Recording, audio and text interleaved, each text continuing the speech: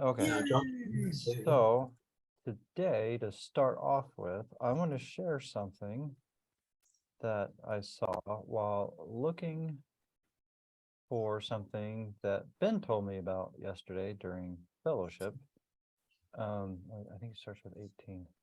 Yeah, it starts with 18. So this is JST 18 and 19.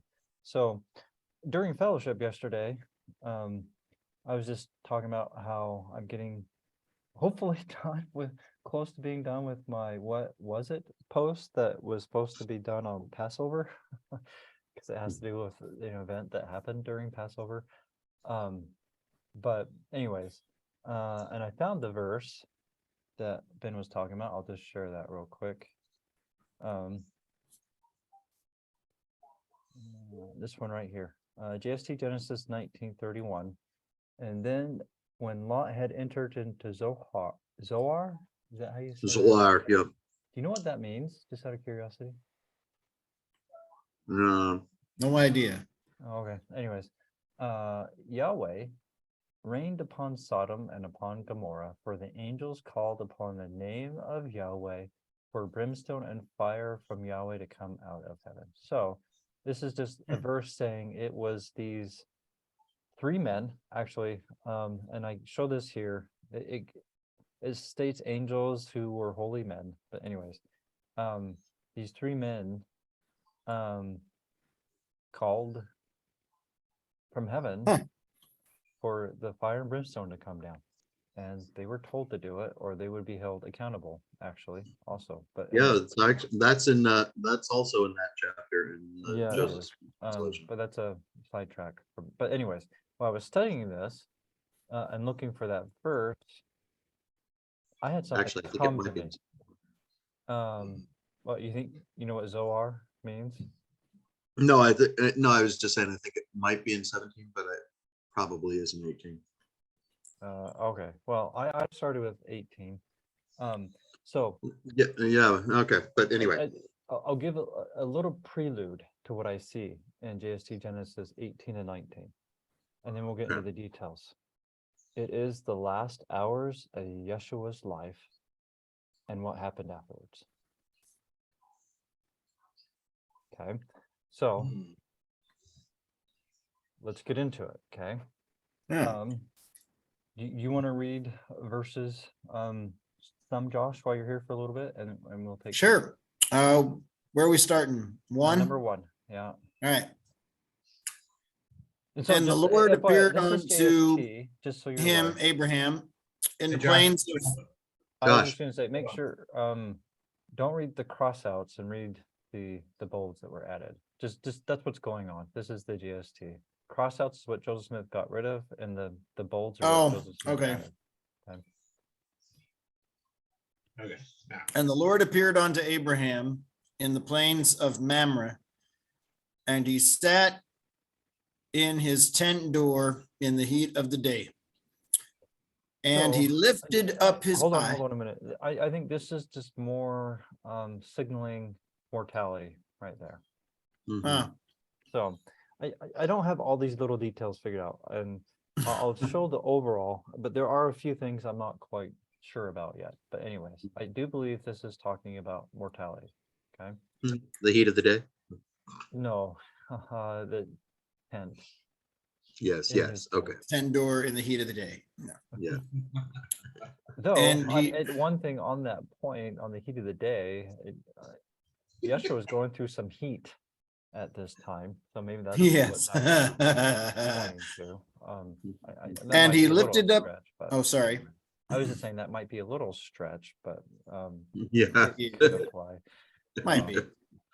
Yeah. But he was going through a little heat at the time. Well, right. Well, and then when it actually happened was between the evenings.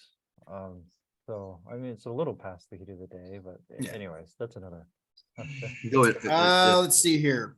And he lifted up his eyes and looked, and lo, 3 men stood by him. And when he saw, he ran to meet them from his tent door and bowed himself toward the ground and said, okay, so wait right there. So these 3 men is a big deal. And I think we'll see more of this a little later. But Yeshua took 3 men with him further into the garden, Mm, right? 11 went completely, but then there was the 3 that went further with him, when then Yeshua went even further, right? But anyway, right.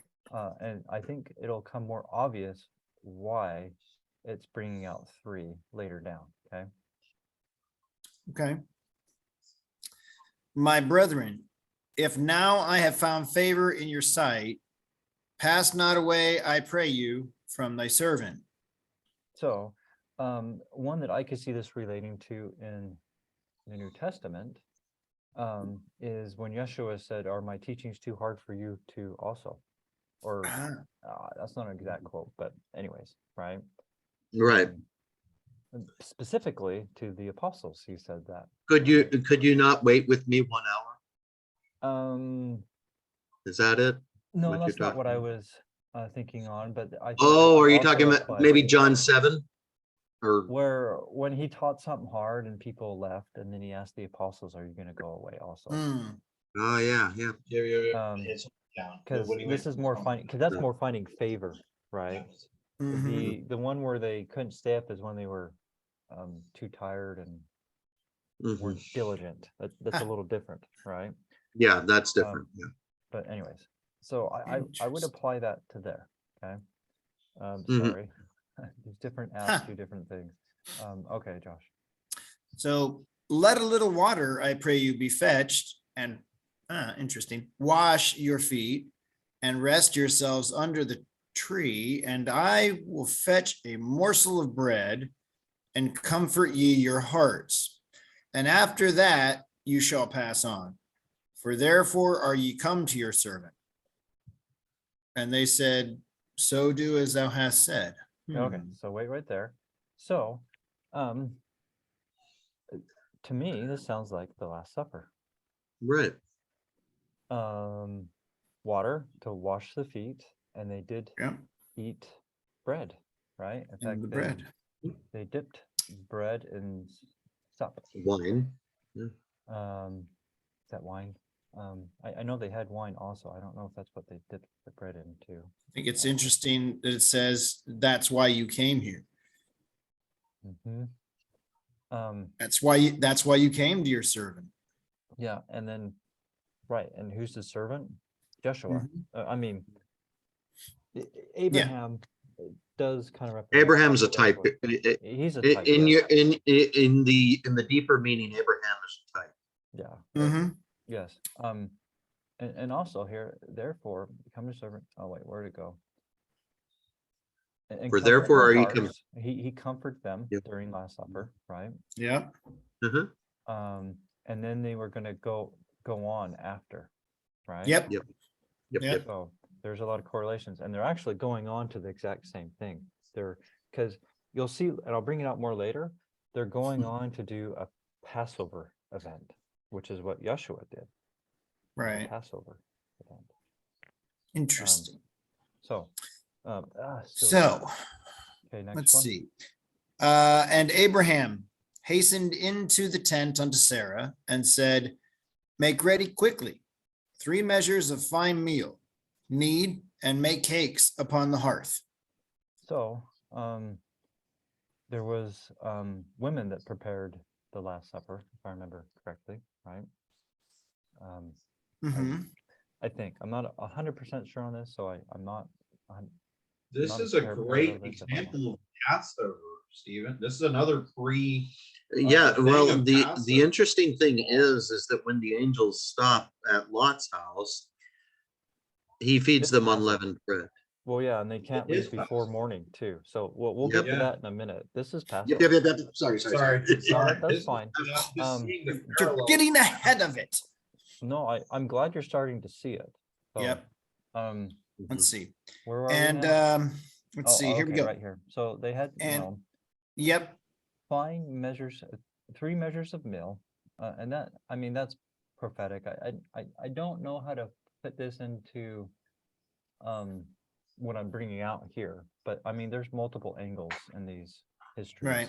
Right. But so anyways, so I think we're on This one right here. 6, yes. And Abraham ran unto the herd and fetched a calf tender and good, and gave it unto a young man, and he hasted to dress it. So at the Last Supper, they had a lamb. Okay. Here they have Yes. a calf. Now, here's how I would say this relates to the overall thing that I'm bringing out. So to prepare the altar that the law of Moses was to go on, they had to kill a calf Mhm. and drench the blood of the altar from the calf. Yes. Mhm. Now, on that point, I do believe that represents Yeshua bleeding from every pore in the garden, preparing the altar, because he is the altar. Yeah. So I do believe that's why the calf is here instead of a lamb. Hmm. 'Cause it goes along with the It's same a thing part of- when oh, you, it goes along with the red heifer. yes. Yeah. But it goes with the theme that I'm bringing out here, okay? Yeah. And that's Absolutely. from the law, okay? I'm not Yeah. making this up. Yes. So, and right. it was a Levite Young man. that did that, Yep. right? And there's some interesting things about that, but we're not going to talk about that here. Other than it's interesting. I'll say this: the one who did it became unclean, just like Yeshua took upon our sins and became unclean. So Yes. these sacrifices point to Yeshua. Okay. Yep, anyway. and they would have to be purified with a mikvah. Correct. Right. Yeah. Okay. But Interesting. okay. So read 7. 7. Unless you Yeah. wanted to add something to that, Josh. No, I'm that's very interesting. Okay. I'd never So- really looked at it this way before. I didn't So till today this is either. In fact, refreshing. I'll just tell you. So I've done some of my preparing, okay? Because I do studies, but I do believe the Holy Spirit gave this to me. It came in an instant. It all connected. Mhm. I mean, there's a few gaps in here, and we'll talk about it as we go through. But All right. um, So moving what I have on. came at once. Oh, Right here. okay. And he took butter and milk and the calf, which he had dressed, and set them before them. And he stood by them under the tree, and they did eat. Okay. So buttermilk, that's representative of the commandments. Mhm. And then there's Yeshua, Yep. the calf. And they're having that together. In fact, just FYI, this is an example how not eating milk and meat together is a false tradition, right there Yeah. in Genesis 18. They're basically condemning Abraham. Yeah, well, anyways, they have their excuses, but they're not valid ones. But they eat meat and cheese together here, and milk. But anyways, and set it before them, and he stood before them under the tree. Oh wow. They partook of the commandments while under the covering of the Messiah. Yep. And It's they did eat. beautiful. And they ate it, and they partook, just as we They just can- partook. And just like in Passover, you partake of the lamb. You have to take the entire lamb into you. Yeah, that's what they're doing with the calf, Mhm. which represents Yeshua and his commandments, the milk and butter. Yep. But sorry, the different apps do different things. Yeah. Um, That is they very did partake. interesting. under the tree, under the covering of the Messiah. Yeah, and when I saw that, and when I was looking at that, I was like, "Oh, cool." Yeah. And they said unto him, where is Sarah thy wife? And he said, behold, in the 10. Okay, I don't really have anything. We'll Yeah. talk about this more in a little bit. Yeah. I And don't one have of to say that them loudly. blessed Abraham, and he said, Oh, I will okay. certainly. Actually, it just came to me. So, in the tent is a Hebrew expression, and I actually either I have this in a post or one that I haven't finished yet. I never say that. But in the tent is a Hebrew expression of studying, just as Jacob. Ah, He was in the tent studying with his father. That's what he was doing in the tent, was studying the word. He dwelt in tents, a Yeah. man who dwelt in tents. Yes. And Lehi, when Lehi dwelt in a tent, he was studying the brass plates. mhm. Dwelling in Okay. the tent is studying the word of God. And what is the church supposed to do? We're supposed to study the word of God. Yes, Mhm. not the word of Russell Marion Nelson. Anyways, no. Yeah, I agree with you. But anyways, All right. um, Anyway, and one of them blessed Abraham, and he said, I will certainly return unto thee from my journey. And lo, according to the time of life, Sarah thy wife shall have a son. okay, so here is more what I was going to get at, but like I did come up with something with verse 8. But so Mosiah 15, he shall see his seed when he's upon the cross. Here, Abraham and Isaac are, Abraham and Sarah are told, you will have a son. Mhm. And the history that is crafted to represent that event of Yeshua on the cross. That's when they get told they're going to have a son. Huh. And I always see it as it's pointing you that Yeshua shall see his seed. And I will certainly return unto thee from my journey. Yeah, and that's that has prophecy there, second coming, right? Yeah. So, because he's going to die and then return is going to be the second coming. But yes, And then I shall see thy seed and see my Yeah. seed. Yeah. Very nice. So these, it just, a lot of this just clicked, and hopefully I'm making it more obvious to you because I didn't see this before. Mhm. But anyways, okay. Oops. Zach, you want to read a little bit? Okay. And 10. Mhm. Sarah heard him in the tent door.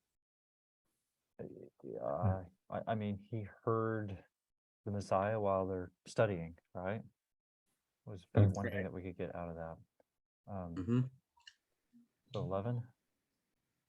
And now Abraham and Sarah, being old and stricken in age, therefore had ceased to be with Sarah after the manner of women.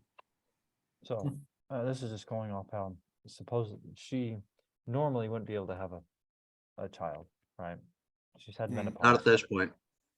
I don't know how old she was, to be honest. But She was Well, 90. apparently she'd been through menopause because it says it ceased to be with Sarah after the manner of women. She was 90 years old, according to Sure. the scriptures.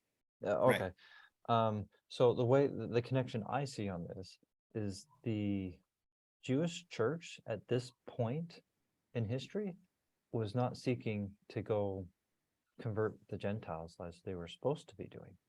Mhm. They were always supposed to. In fact, Acts 10 is Yeshua telling Peter to let go of that false tradition, right? And Yep. that gets into Daniel 9 and a whole bunch of other stuff. But that's what I see here.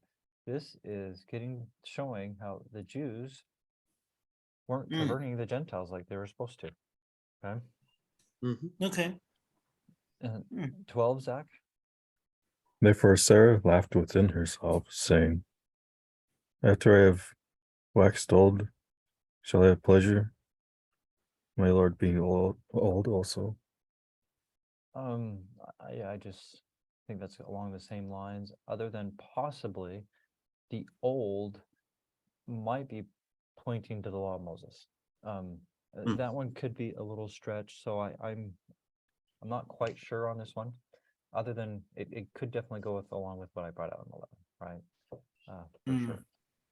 Mm. Well, I mean, and we are talking about things that wax old and Right, and that's are replaced. and that's kind of why I am thinking Law of Moses there, because this event is actually that it's pointing to is what ended the Law of Moses, right? Yep. Yep. But at the same time, I could see how that one could be a little bit of a stretch. But anyways, I'm just trying to be open and honest about it, right? Right, right. You want to do 13, Zach? And and the angel of the Lord said unto Abraham, wherefore did Sarah laugh, saying, shall I of a surety bear a child, which am old? Is anything too hard for the Lord? Mm. So I see this kind of pointing back to multiple things that we already just talked about there. In addition, a lack Well, of faith. what I see is it pointing to a renewal. To Sure, a sure. I renewal. can see that. Renewing of the law. Of How hard? Torah. How hard is it for me to renew my covenant? I can see that. Because I'm too old to learn new things. I think that's a better connection, actually, that you bring that out. I think that's a better connection to How hard is it for me to renewing your renew? covenant. And also, I would say it kind of brings out the church's lack of faith. Mhm. And it also ties into the waxing old, the carnal elements of the covenant given to Moses that waxed old and came to an end. Yeah. Yep. Okay. 14. At the time appointed, God, Yeah, so Yeshua does things at appointed times. Okay. Oh, Yeah. Oh yeah. He's always about times and seasons. Yes, absolutely. Which is the Yeah. Moedim. Anybody ready? Anybody ready for some spring and fall time fun? How about the dead of winter? Well, Because winter anyways, is coming. No. so you want to But that's not. That may be an appointed time, but it's not a commanded Yeah. Okay, go ahead, Zach. time.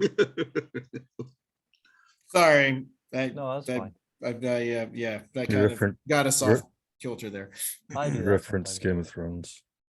Yes, I did. No, I haven't seen that one. So, anyways. Yep. It's not very good. No, it's terrible. It's absolutely horrible. I used to But love it. anyways, your time. I used to love it, but not anymore. I'm sure it's Gnostic. Anyway. Yeah. Oh, it's just straight It's a cult. evil. It's Oh, straight it's a it's evil. cult. worse than Gnostic. It's a cult, huh? Yeah, yeah. Yeah. It's a cult. Anyways. Okay. So Yeah. behold. Behold, I will return unto thee from my journey, which the Lord has sent me. And according to the time of life, thou mayest know that Sarah shall have a son. So to me, this kind of reiteration of various things that we have already Mhm. talked about, right? Second coming, he's going to return, and Mhm. seeing his seed. And I would also say that Ben brought out renewing your covenant, right? Mhm. Interesting. 15. And Sarah denied, saying, I laughed not, she was afraid. And he said, Nay, but thou didst laugh. Now, what I see here is Okay. it's like it's Sarah is like she's afraid she's going to lose the blessing that the guy pronounced. So, I didn't laugh. I didn't laugh. Right. Right. He's like, but you did. I didn't doubt. It's fine. I've gone through it myself, but it's hard for people to admit their mistakes, right? But anyways, Mhm. okay. Zach, you want to do 16? And the angels rose up from thence, looked towards Sodom. And Abraham went with them to bring them on the way. Okay, so remember how I said, so there's 3 angels / men Mhm. Mhm. and they went beyond after having the dinner, the Last Yep. Supper, right? And they went away together. Yeah. And, like and on after the the Last beginning Supper. leg, on the beginning of the leg of their journey, Abraham, who is the type of the Lord, who is the type of Yeshua, goes to start them off on the way, just like that.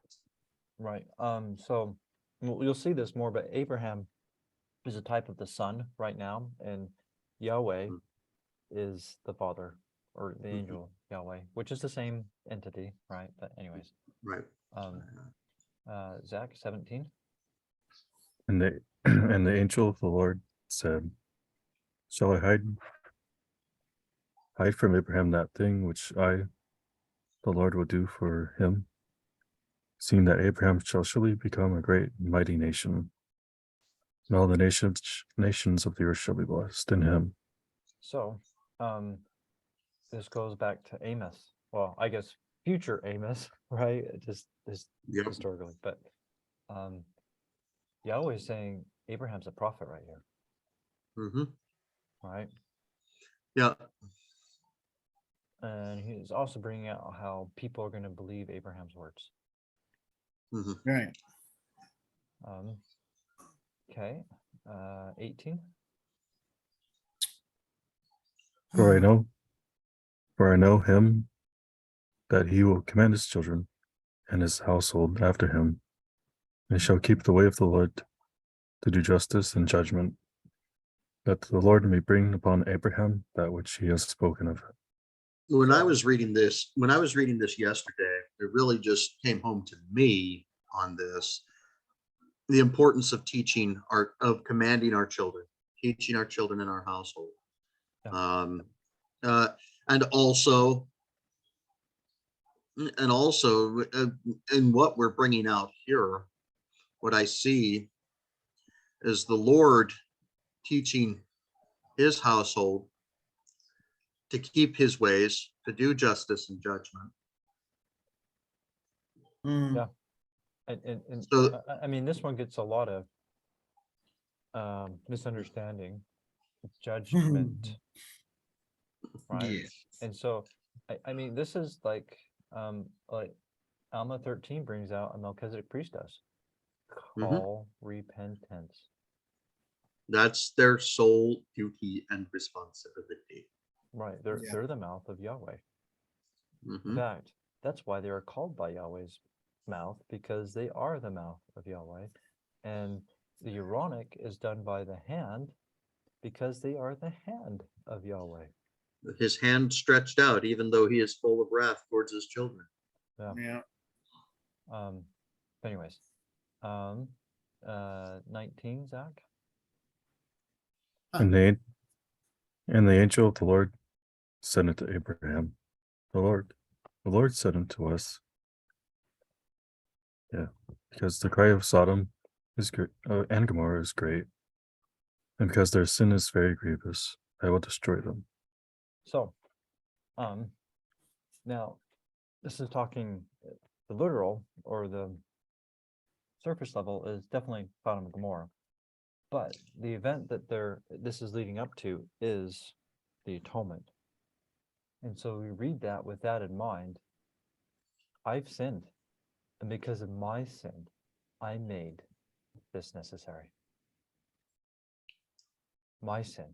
Now, I do understand that the Jews and the Romans are the ones who physically did it, but I am the one that made it necessary spiritually.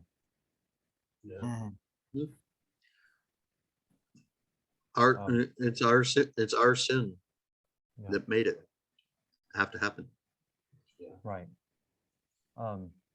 But I wouldn't say my sin is Sodom and Gomorrah, but I have sinned, and it doesn't matter how great or small, it will be forgiven if you come under his covering, right? Or you come under his tree. Mhm. But if we don't repent, we'll get destroyed. Yep. We'll go to hell, or where the sons of perditions will get stoned for eternity. Mhm. anyways.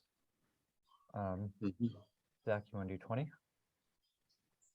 And I will send you, and ye shall go down now and see that their iniquities are rewarded unto them. So, So this is the Lord sending the three men, and this is his message to them. right. So there's a couple things with this though. This gets a little tricky because Abraham's included in this group that's being talked to right here. So the Yeah, angel of that's Yahweh true. said unto Abraham.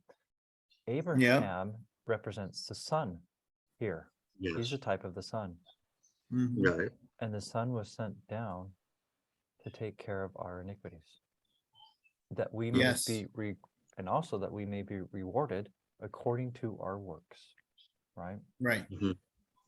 Right, Um, right. Yeah. So Ben, you want to read 21? Oh, sure. And ye shall have all things done altogether according to the private, which is come unto me. So this goes back to like Cain, right? His blood cries from the dust. It's a common Right. thing. And Our this is sins cry. and this is also a revealing of what it is that the sealing power does, that they do, that they perform, they bring those judgments about that have already been decreed in heaven. Correct. That is what the sealing power is. It's not something else that other people claim. You find somebody who can read and write real good. I have a post on that. I'll put it in the notes. But anyways, you want to read 22? And if ye do it not, it shall be upon your heads, for I will destroy them, and ye shall know that I will do it, for it shall be before your eyes. So this gets into another thing. If we don't call No, that's- repentance, it's upon our heads.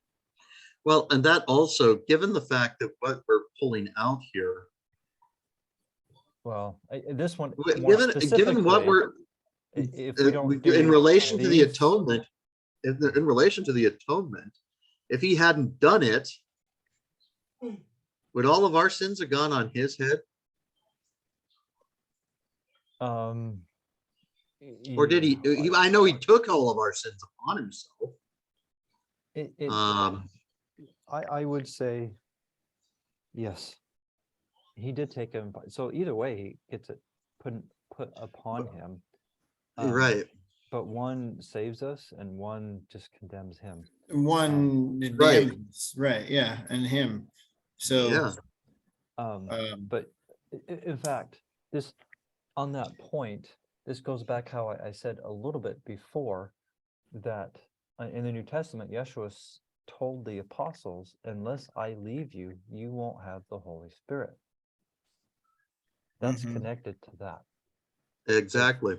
If Yeshua didn't do what he did, none of us would have the Holy Spirit. right. None of us. Not even Abraham here. Or We could not walk in the Spirit if Yeshua had not been faithful. correct. Right. So 23. And the angels, which were holy men, were sent forth after the order of God, Melchizedek and were priesthood. sent forth after the order of God, turned their faces from thence and went toward Sodom. So and we'll see more later on, but there's a reason why they're saying the order of God, which is the high priesthood, Melchizedek, and I would say in more modern terms, because they were commanding the elements, and you can't do that with the Aaronic priesthood. You need the Melchizedek priesthood to do that. You can't, yeah, and you definitely can't command the hosts of heaven. No. Not with the Aaronic. You need the Melchizedek, and that's what they're going to be doing later on, is commanding the hosts of heaven. And you need the Melchizedek, which is the order of Elohim. Okay. Yep. 24. But Abraham stood yet before the Lord, remembering the things which had been told him. So this is the son thinking back upon the plan that the Father told him. Just like in the New Testament, I do nothing but what the Father has showed me to do. Yep.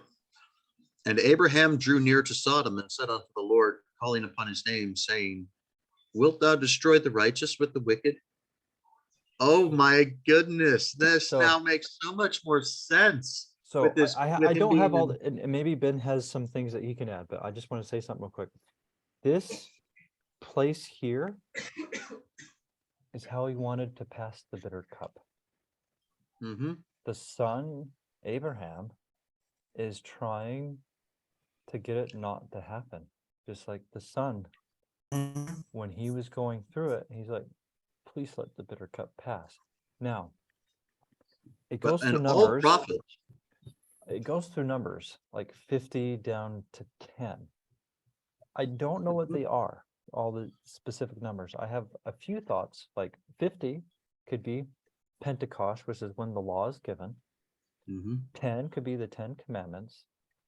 30 is when he started his mortal ministry. Mhm. Now, and then there's 5 increments in between all these. The 5 could be the 5 commandments that have to do worshiping Yahweh that most people will not do, which is the 5 wise versions versus the 5 fullest versions. I might be That- stretching that a little bit, but it is my No, current but thought. It's It's a a- really interesting, thought. Anyway, regardless of whether you're Right. stretching, it's an But interesting thought. it sounds like something clicked for Ben, and so maybe Ben could give some No, insights on for this. me, what clicks here is with Abraham being a type for Christ. Because in the Doctrine and Covenants, it talks about how Yeshua stands before the Father and pleads our case. Ah, Mm, I can see that here. Yeah, mhm. that makes Mhm. sense. And that's what clicked for me. The other thing is Because that Abraham's pleading here. Mhm. So yeah, I he's can see pleading that. for the people. He's pleading for the people. And the Lord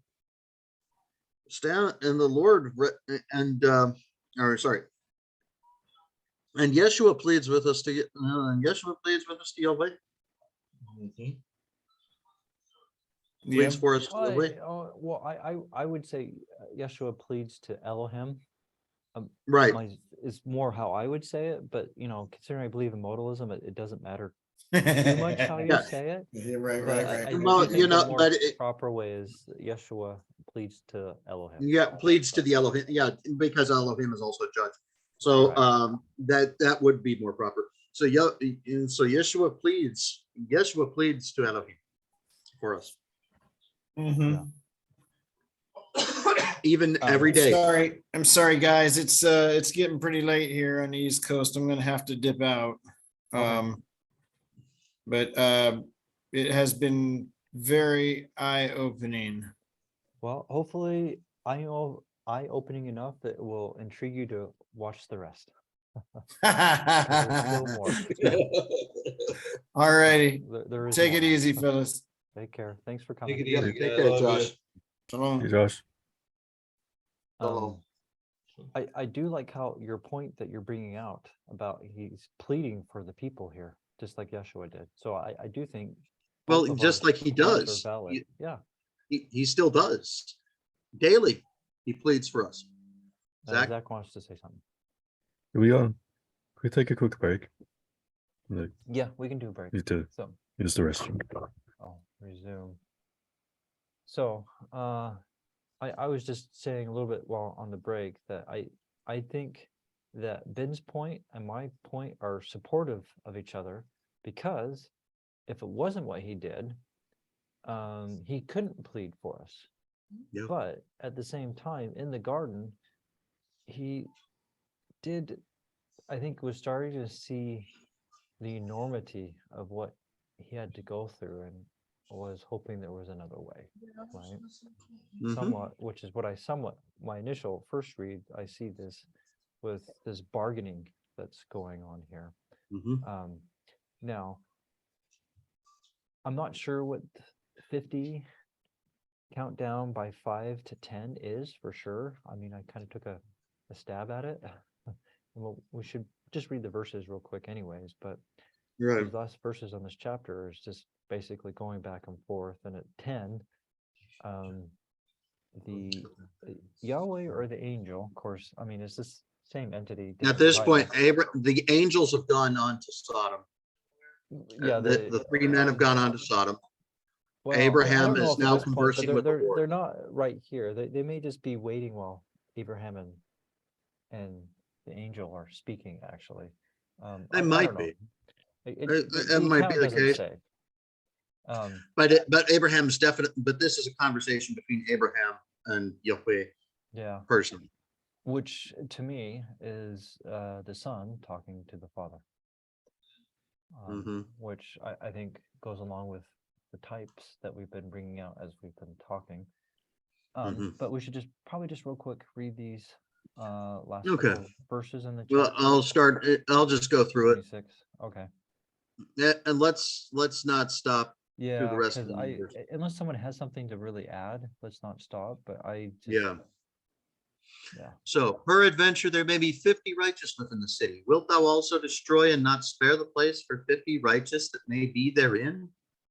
Oh, may that be far from thee to do after this manner, to slay the righteous with the wicked, and the righteous that the righteous should be as the wicked. O God, may that be far from thee, for shall not the judge of all the earth do right? And the Lord said unto Abraham, if thou findest in Sodom 50 righteous within the city, then I will spare all the place for their sakes. And Abraham said, behold, now I have taken upon me to speak unto the Lord, which is able to destroy the city and lay all the people in dust and ashes. So just before I turn the page, or maybe while I'm turning it, this also is somewhat of a type of the second coming that's going on here. Yep. But Will the Lord spare them peradventure? There shall lack 5 of the 50 righteous. Wilt thou destroy all the city for all the city for their wickedness, if I find there 40 and 5 righteous? And he said, I will not destroy it. I will not destroy, but spare them. And he said, he spake unto him again, and said, peradventure there shall be 40 found there. And he said, I will not destroy it for 40's sake.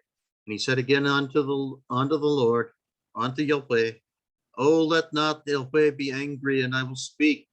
Peradventure there shall be 30 found there. And he said, I will not destroy them if thou shalt find 30 there. And he said, behold, now I have taken unto me to speak unto Yahweh. If wilt thou destroy them? If peradventure there shall be 20, if peradventure there shall 20 be found there. And he said, I will not destroy them for 20's sake. And Abraham said unto Yahweh, oh, let not Yahweh be angry, and I will speak yet but this once. Peradventure 10 shall be found there. And Yahweh said, I will not destroy them for 10's sake. And Yahweh ceased speaking with Abraham. so And this is where the Lord realizes that the bitter cup must come. yeah. So I will say, although I don't know the purpose for going from 50 to 10 for sure right now. In fact, I do believe it has a purpose. Just because I don't know it doesn't mean there isn't one. I do find it interesting they stopped at 10 though. Now, I know a lot of people will say that it's because there's 10 members and Lot's family.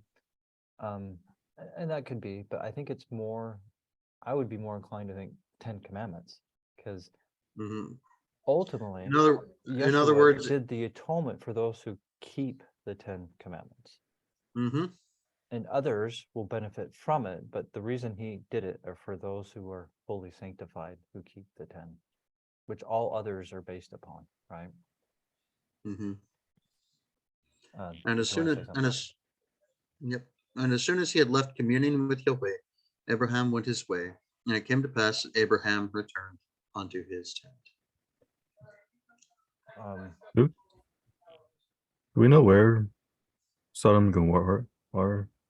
Yeah, They're in the next to the Dead Sea. Yeah, they're in the they're in the Jordan River Valley. Yeah, They were. on the west side, if I remember correctly, and more on the north portion of the Dead Sea, also, if I remember correctly. Yep. So it's like You Trying can to go think of, like, find trying to think of, like, videos where some which- people will take you tours there, and you can go see the brimstone still. Brimstone is still there, and some of the building shapes are still there, where some you can walk through and some you can't touch, even because if you touch it, it'll fall because they've been burned. But the ashes is still there. Yeah. I mean, like, which modern day country was it in? I It- don't know that. Current country, Modern day country. Jordan. Oh. Okay. You can go search on YouTube and find videos of people giving tours there. Mhm. That'd be pretty easy to do. But I believe it's in Jordan. Okay. Let's continue with 19, if that's okay. Yeah, sure. That's fine. Because there's stuff in here too. Yeah. You willing to? Oh, in fact, maybe before Zach reads. Just to help make it a little more obvious as we're reading through, Lot is just about to have Passover. And you'll see that by a couple of things. One, he's eating unleavened bread. Mhm. And two, they don't leave until the morning. That's when they leave, is in the morning. And also, just in general, from the Book of Mormon and the Exodus, right? There's destructions that happen during Passover. And after they leave in the morning, destruction happens. Okay. So just maybe that might help. And what happens after Yeshua had the Last Supper and had his event in the garden? He does the law of Moses during Passover. Right? Yep. So, you want to read for us, Zach, starting with 1? Yeah. And it came to pass that there came 3 angels to Sodom in the evening, and Lot sat in the door of his house in the city of Sodom. So he was in the door of his house in the evening, which is where he's supposed to be for Passover, right? In the house. Mhm. 2. And Lot, seeing the angels, rose up to meet them, and he bowed himself with his face toward the ground. Other than maybe this is pointing to prayer, I'm not really sure what that is, to be honest. Mhm. It sounds like no one has anything to add, so let's go to 3. Yep. And he said, Behold now, my lords, turn in, I pray you, into your servant's house, and tarry all night, and wash your feet, and ye shall rise up early and go on your ways. So to me, this is just more of the custom of the day and being a good host. He's Mhm. back.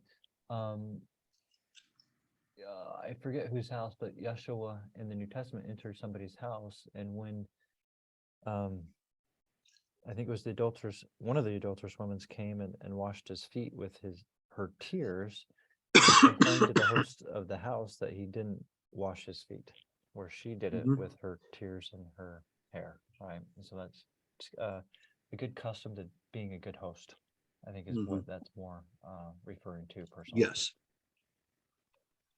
Yes, that is a reference to the customary practices. So 4. And they said, Nay, but we will abide in the street all night. So that's what happened with the apostles that night, right? Mhm. Or I mean, the previous night, I don't know what happened where they were during Passover, but the night before Passover, they were in the streets, and I would wonder if it's referring to that. But this is kind of weird because they should have known they were supposed to be in a house. So I think it's more pointing back to what happened with the apostles after the garden. But anyways, 5. And he pressed upon them greatly, and they turned in unto him, and entered into his house. And he made them a feast, and did bake unleavened bread, and they did eat.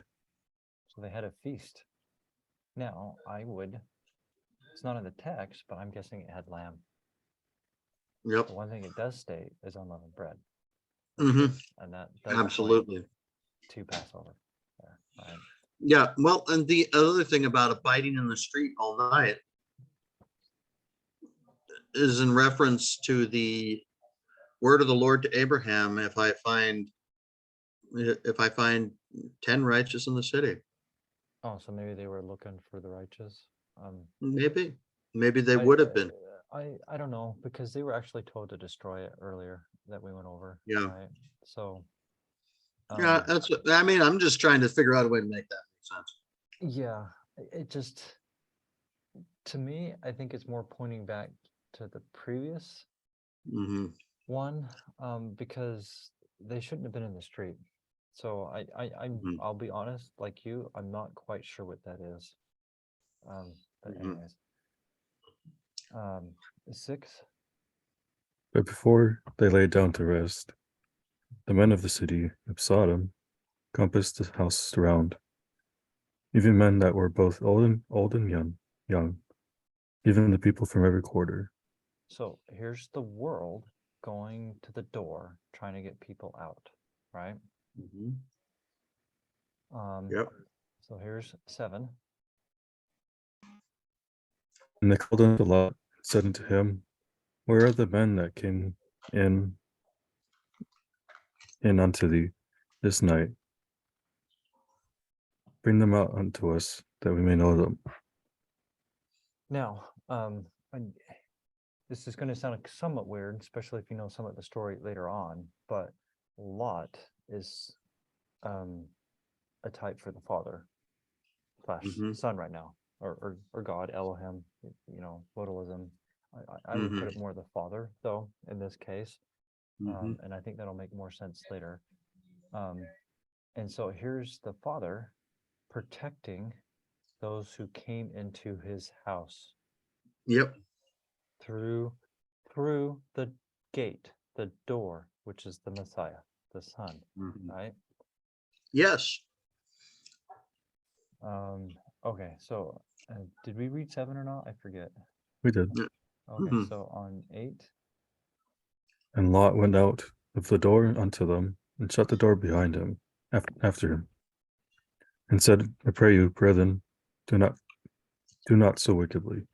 So here's the father going out and doing his business, but shut the door to keep those who are in his house protected, right? Mhm. Somewhat like Yeshua went to hell to take care of the business that he needed to do, right? And Mhm. on top of that, you could even say that the 2,000 years, he's been taking care of business too, getting things ready, right? But anyways, that's another Mhm. subject, and that might be a little stretch for this right here, but somewhat just to kind of get the point out, right? Yeah. Yeah. So 9. And they said unto him, Stand back. And they were angry with him. So the sons of perditions say that to the father, don't they? Mhm. Right? No. Yeah. There's a lot. Well, there's a lot of people who say that. There's a lot of people who say that to both the Father and the Son. Right. But gnashing. Oh no, I forget the Mhm. phrase. Gnashing and graining, or Weeping and wailing and gnashing of gnashing teeth. of teeth. That's what I'm looking for. That's anger right there, right? Mhm. And they're telling him to get out of our way. Mhm. You're not in charge of me, right? Mhm. Which actually, remember DNC 76, we don't know about the order or the pecking order and that have been stoned, right? Right. Anyways, so 10. And they said among themselves, This one man came in to sojourn among us, and he will needs now make himself to be a judge. Now we will deal worse with him than with them. That reminds me of the attitude of the people who made the Tower of Babel. Right. I agree with that. This is more pointing to how Lot is God in this type here, Hmm. because he condescended below all things. He came and gave himself flesh to be among us, to make himself a judge, is that he could be a righteous judge for Yep, us. and the rebellious say that they will now do worse with God than with his servants. Yeah. So this, I think, really proves out how in this chapter, Lot is a type of God. This is where it's kind of both the Father and the Son, right? But with modalism, that's no issue because it's the same person or entity, Mhm. spirit. So 11, will you do that, Ben? Wherefore they said unto the man, we will have the men and thy daughters also, and we will do with them as seemeth us good. So we will take your nations and your churches and do with them what we want, which is what has happened, right? Mhm. 12. And now this was after the wickedness of Sodom. So they Yeah. they did do like molesting people, right? In Sodom, yeah. Yeah. Yeah. They also, so It's called the- sodomy for a reason. yeah. So Sodom and Gomorrah had they did not take care of the poor, and they had gross sexual sins. They had both those problems. And Well, some yeah, people will bring out one in one verse, and some people will bring out another in another verse. It's both. well, Okay. the issue with Sodom and the whole thing is that the issues with Sodom and Gomorrah were pretty much, it was like the rest of the pagan world multiplied by 100 or by Sure. I do think the account here is focusing on the sexual one, though, because the sexual sin goes back to the 10 Commandments, which is committing adultery / idolatry. That's why they're focusing on the sexual sins in this here, in my opinion, because it goes along with rejecting God. Yep. But they did both. Um, They didn't take care of the poor also, which is talked about other places. which is not loving your man as yourself, your fellow man as yourself, which is tantamount to rejecting God as well. Correct, which goes against the 10 Commandments, and especially the last 5, right, which is all about loving your neighbor. Mhm. So, you want Okay, 13. And Lot said, behold, now I have 2 daughters which have not known man. Let me, I pray you, plead with my brethren that I may not bring them out unto you, and ye shall not do unto them as seemeth good in your eyes. So later, I'll bring this out more, and it'll become more obvious later, but those are the 2 churches, as in the Jews and the Gentiles, okay? Mhm. Yeah, because Go ahead. like the original text made it sound like he's offering his daughters to them. Oh, the King James. Yeah, I the King would call that James. the original. The King James. Yeah, I was what I meant. Yeah, makes King it sound- James. The King James is a 5th line translation. Yeah, the King James has problems here, and it makes Lot look like he's offering his daughters to have sex with them, and that's not what happened. Especially when seeing the type, how Lot here is the father, he wouldn't do that, right? Yeah. So, anyways, but yes, that does fix that problem. But you'll still see the other problem, what the daughters do. But I'll talk about that when we get there. Okay. 14. For God will not justify his servant in this thing. Wherefore let me plead with my brethren this once only, that on these men ye do nothing, that they may have peace in my house, for therefore they came under the shadow of my roof. So, don't do this to my churches and don't do this to my servants, right? Yep. That's what the Father says. Don't, Mhm. you are to leave my church alone, like he said to Peter in the New Testament, right? Mhm. You are pricking against the, or you're kicking against the pricks. And Yeshua chewed out the Jews for rejecting the prophets, right? Yep. Which are the men. But anyways. And they were angry with Lot and came near to break the door. But the angels of God, which were holy men, put forth their hand and pulled Lot into the house to them and shut the door. So I'm not quite sure what this points to myself. Well, what this points to is that those who hold the holy priesthood of God are just as responsible for protecting the name of God as God is for protecting them. Yeah, okay, I agree with that because And also, because it is a commandment to they abide. have the power given given that God has already declared that judgment. They have the power to shut the door to the kingdom to those who will not obey.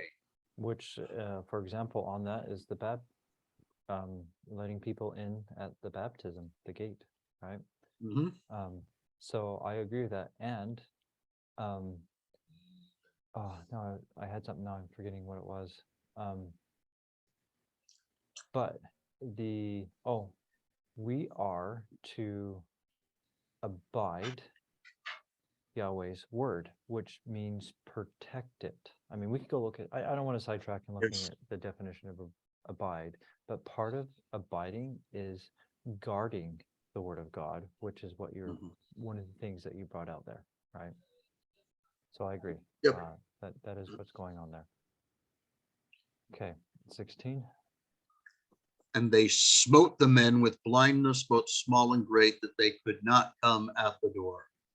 So,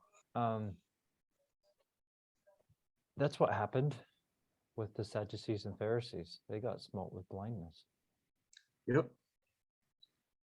right? They couldn't really see things for what they were. Mhm. And because of that, they couldn't enter at the door because they were blind. Yeah. They were blind guides, which I think that's actually from the New Testament, actually. I'm not, anyways, something close to that, right? The Mhm. blind leading the blind. And those who teach against the law or teach additional or higher law are There's no higher similarly law. blind gods, Yeah, are similarly blind guides. there's only one They law. have been struck with blindness by Yahweh because they could not tolerate the truth. Yeah, there's no law. And they higher were than the law. angry. Yeah. And they were angry so that they wearied themselves to find the door and could not find it. Yeah, I see that going on today. I mean, here it's pointing back to Yeshua's day, but I see that even today, right? And Yeah, I door, find that prophecies have multiple fulfillments often. yes, they do. But Yeshua is the door. He is the gate. The gate and the door is the same thing, right? Mhm. So 18. And these holy men said unto Lot, hast thou any here besides thy sons-in-law and thy sons' sons and thy daughters? Yeah. Who's your people, right? Anyways. Yep. And they commanded Lot, saying, whatsoever thou hast in the city, thou Actually, I want shalt. to add one thing. Here are Yahweh's servants taking care of Yahweh's people, right? Yep.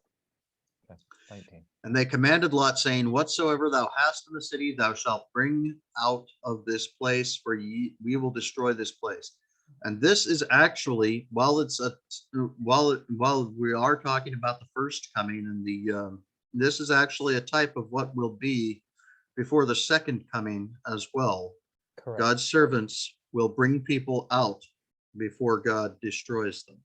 Right. And even in my post that I'm working on, that I read this to do the research for that one verse for, it does show how, at least the part that I'm focusing on, happens at the first coming and the second coming. Yes. So but we're not going to sidetrack on that. We already do enough of that. Because okay. Okay, Because, so oh, sorry. I'll take a turn reading. Oh wait, no, Okay. you do 20, then I do 21. Sorry about that. Okay. Because the cry of them is waxing great, and their abominations have come up before the face of the Lord, and the Lord hath sent us to destroy it. So, to me, considering what just happened and what gets destroyed 40 years later, this is the temple. Yep. That's what I see, anyways. That's the interesting. prophecy of Jonah, right? Oh, yeah. Yep.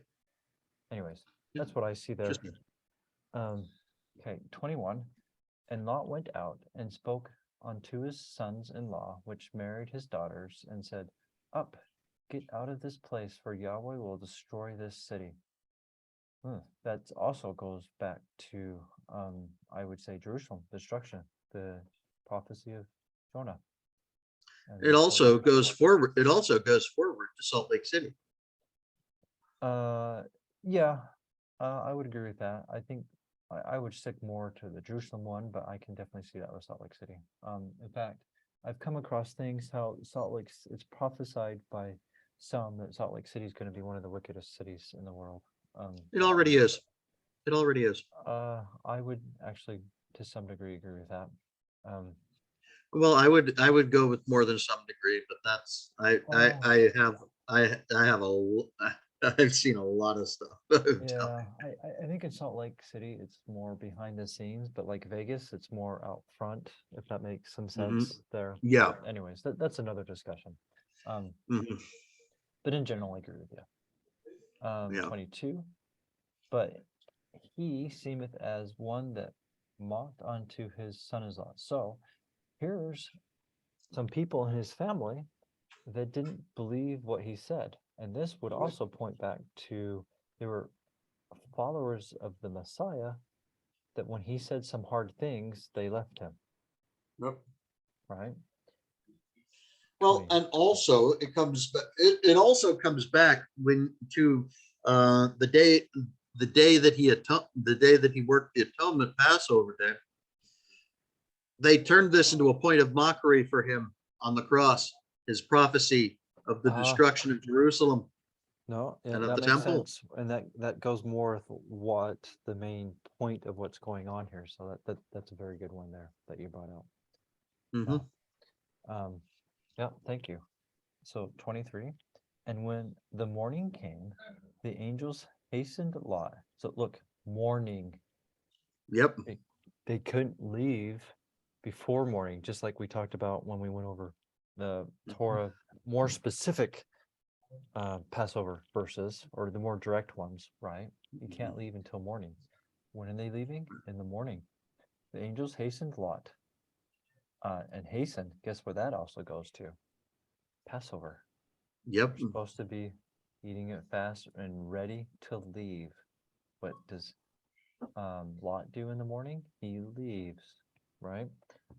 Arise, take thy wife and thy two daughters which are here. Wow. The symbolism there is rich. Do you want to bring it out? Well, thy wife is the covenant. The two daughters are the churches. So God is, and those who are, and they're called, and they're being unless they're taken. being consumed in the iniquity of the city, which actually, that's they do get that. But I would go a little different. I think the wife is the old church, which where the covenant is originally given and then extended or renewed with, right? Or this could also be the fathers, which is the original wife, right? No, but I wouldn't go to the fathers, and I'll explain why a little later, but I think it's the old church, and then the two daughters are the two new churches. Okay. 24. Anyways, I'll be consumed in the iniquity of the city. And the old church, you'll see that the wife turns back because the old church did get consumed, right? That's why there was. a Well, remnant. it's kind of like Abraham had to leave his family who had the truth and had apostatized. They looked back, Right. and he had to move on without them. Sure. But on this, in when Yeshua came, the majority of the church, the old church, were the Sadducees and Pharisees who were Right. following the false traditions of men. Right, And- that's true. And even though the Messiah came, they kept looking at that and they died. Right, Um, right, and then right. the two daughters, though, are the two new churches. You're talking about the church in the old world, church. Well, I would say the wife is the church before the Messiah or up to the Messiah. And Well, the two but yeah, I'm daughters- talking about in terms of the two churches. You're talking about Book of Mormon Bible Church. No, I'm actually kind of keeping this more just Bible, and but the two daughters I see are the Jews Jews and the later, Gentiles. Okay. and Yeah. the Jews and the Gentiles together. And I think we'll show that in a minute that the older Yeah. one Well, is yeah, actually and the they Jews. utterly depart from Yeah. the And the from the older one tradition. then convinces the younger one also, which goes along with it because the Jews is the older one. But anyways, we'll get there in a minute. And while he lingered, the angels laid upon his hand, upon the hand of his wife, and upon the hand of his two daughters, Yahweh being merciful unto them, and they brought them forth and set them down without the city. Mhm. So, leave this wicked place, basically is what I get out of that. And these three prophets who had the Melchizedek priesthood were taking them by the hand, which is probably my favorite phrase from Joseph Smith. Take people by the hand and lead them to God. I mean, it's not the exact phrase, but it's that basic idea, right? And Mhm. here are these three messengers, prophets with the Melchizedek priesthood, taking them by the hand and getting them to leave wickedness behind them. Okay. Mhm. Okay, on 25. And it came to pass when they brought them forth abroad that they said unto them, escape for your lives.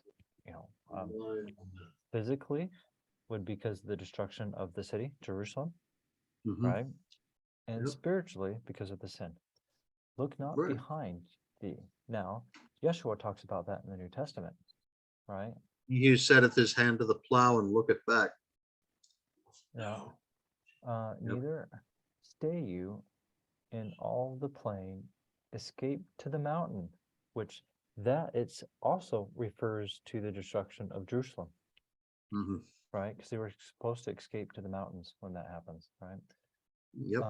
And then spiritually, when you see the city corrupt, go back to Torah also, Mhm. right? So there's multiple meanings there. Lest you Yep. be consumed by the sin, right? Mhm. Anyways, 26, and Lot said unto one of them, Oh, not so, my lord. Behold now, thy servant has found grace in thy sight, and has magnified thy mercy. What did the son do while he was here? Which during Passover, he magnified the mercy, right? Mhm. Which thou hast shown unto me in saving my life. It was because of what Yeshua did during Passover that made it so my life can be saved. That he did the law of Moses during Passover. I can be saved. I cannot escape to the mountains lest some evil overtake me and I die. And you'll also see, I don't, maybe we'll see as we're reading through this, I don't see anything specifically for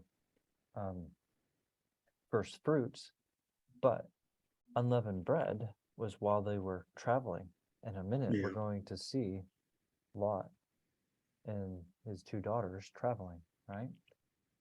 Mhm. Behold, there is another city. Go somewhere else, right? And this city, and this is near to flee unto, and it is a little one. So Yeshua is always near. We are to flee unto him, and there's few who do that, Mhm. right? Yep. Because it's a little city, it's few that's there. Oh, let me escape hither, and may Yahweh not destroy it, and my soul shall live.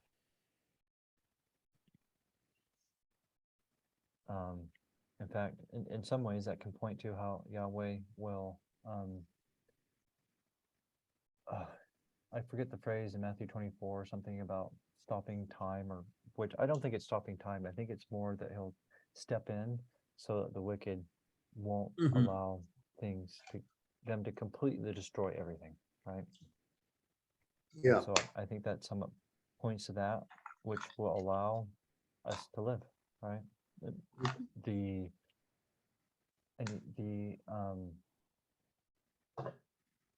dedicated ones, anyways, right? And some others, but anyways. Mhm. But he does it primarily for the diligent ones, right? Mhm. It's just that others get benefits of it. 28. And the angel said unto him, see, I have accepted thee concerning this thing also, and I will not overthrow this city for which thou hast spoken. So the one that they're going to go to, which I would say represents heaven, right? But anyways, Mhm. haste thee, escape thee, for I cannot do anything until thou be come thither. I can't do anything until you leave, right? Until you go to that, until you're in that city. Yeah.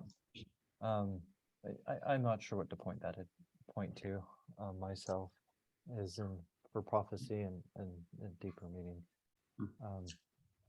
Other than, I mean, in the Sermon on the Mount, you're not No, supposed to call judgment until you have of a particular commandment until you have started keeping it yourself. Now, and I think that's a stretch. here's an end times application. And it shall come to pass that any who will not lift his sword against his brother must needs flee to Zion. Yeah, it's a possibility.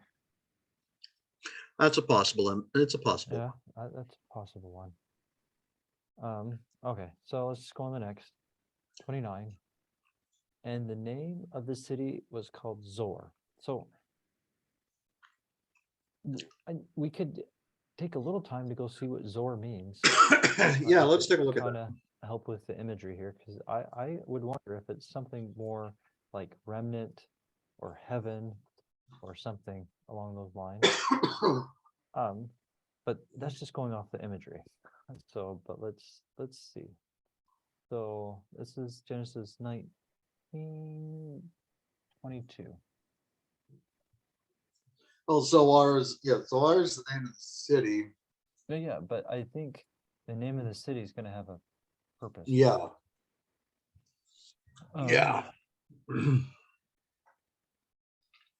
Called Zoar. Go see what that is. Insignificance. A city at the southeast end of the Dead Sea. So I believe offerings were given, and this is going off of vague memory here, the southeast corner in the temple.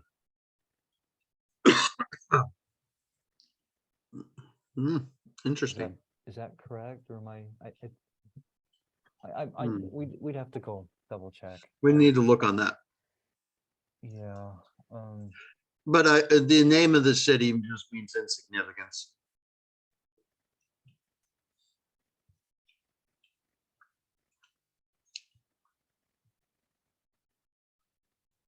Mm-hmm. That's not helpful. Southeast corner of the Temple Mount. Okay.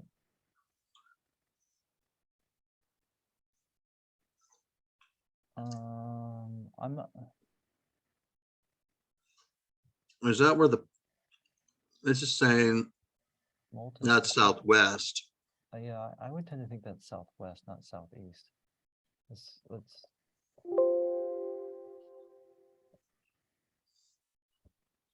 Well, here it stood in the southern eastern corner The- of the inner court.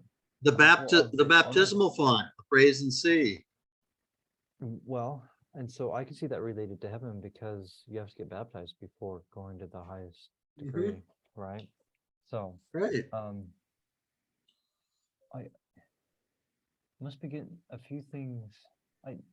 Anyways, I thought that was. I got a little mixed up, but anyways, I think we answered enough that southeast corner. So the city name meant. I would see didn't mean too much, but where it was located, I think means stuff because it's pointing to baptism, is what I would say Yep. right now. Yep. So let's go back. So I do think it was good that we looked at that. Oh, absolutely. What it showed me, yeah, it says basically the Lord requires a people baptized.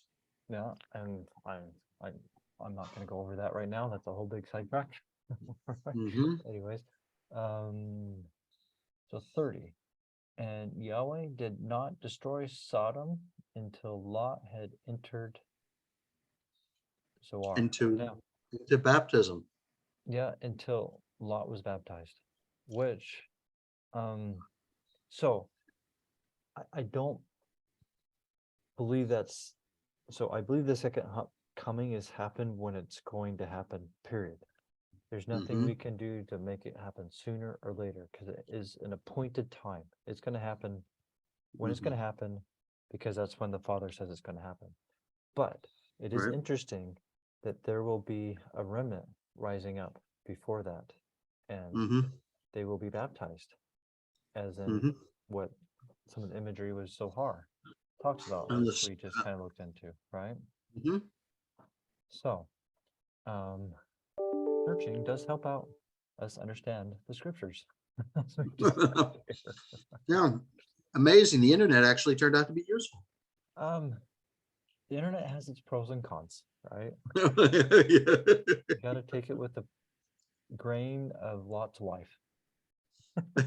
Oh. Anyways, Zach, you want to read 31? Yep. And then when Lot had entered into Zoar, the Lord rained upon Sodom and upon Gomorrah, where the angels called upon the name of the Lord for brimstone and fire from the Lord out of heaven. So that was the verse that I was looking for that Ben told me about. And so this, Mhm. I mean, they didn't. Second coming will happen after there's a remnant rises up who will get Mhm. baptized, right? That's Yep. basically I'm not sure how to tie this to the main event that I'm bringing out here, but this does have second coming significance to it, right? Absolutely. Well, I guess on first coming, there was a remnant that did get baptized and then left the city, right? Yep. Because of the destruction. So I guess I just think this one's stronger for the second coming than the first, but anyways. By far.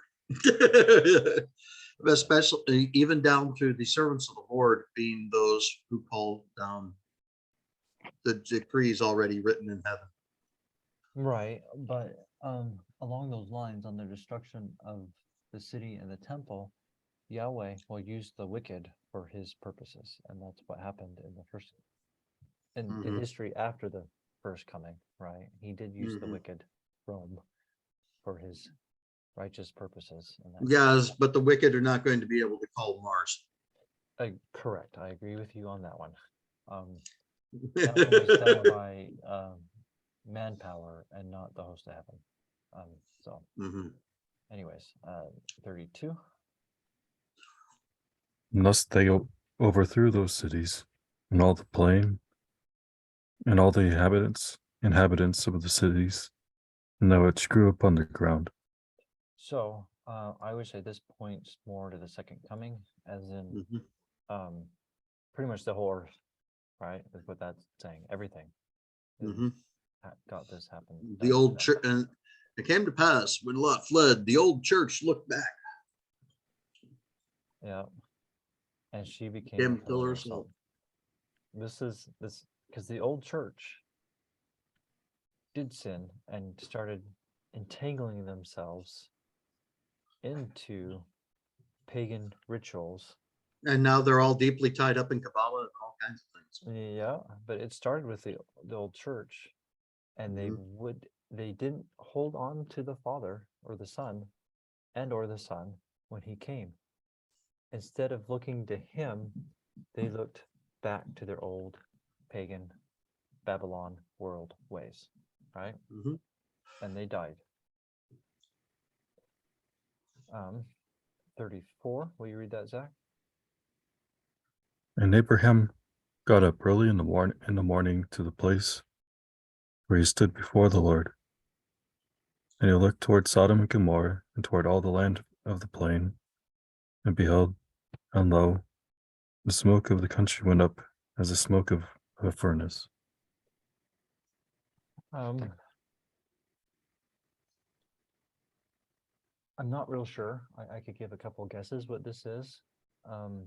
One, Yahweh or Yeshua wept for the city, right? But that was before he did law of Moses during Passover, where this is more after, but this is not, analogies are not a perfect fit, right? Right. Or this could also be resurrection, possibly, right? Because he came back in 3 days and 3 nights. There's another possible on that, right? And he came and looked, he was among them and looked at them after all this happened.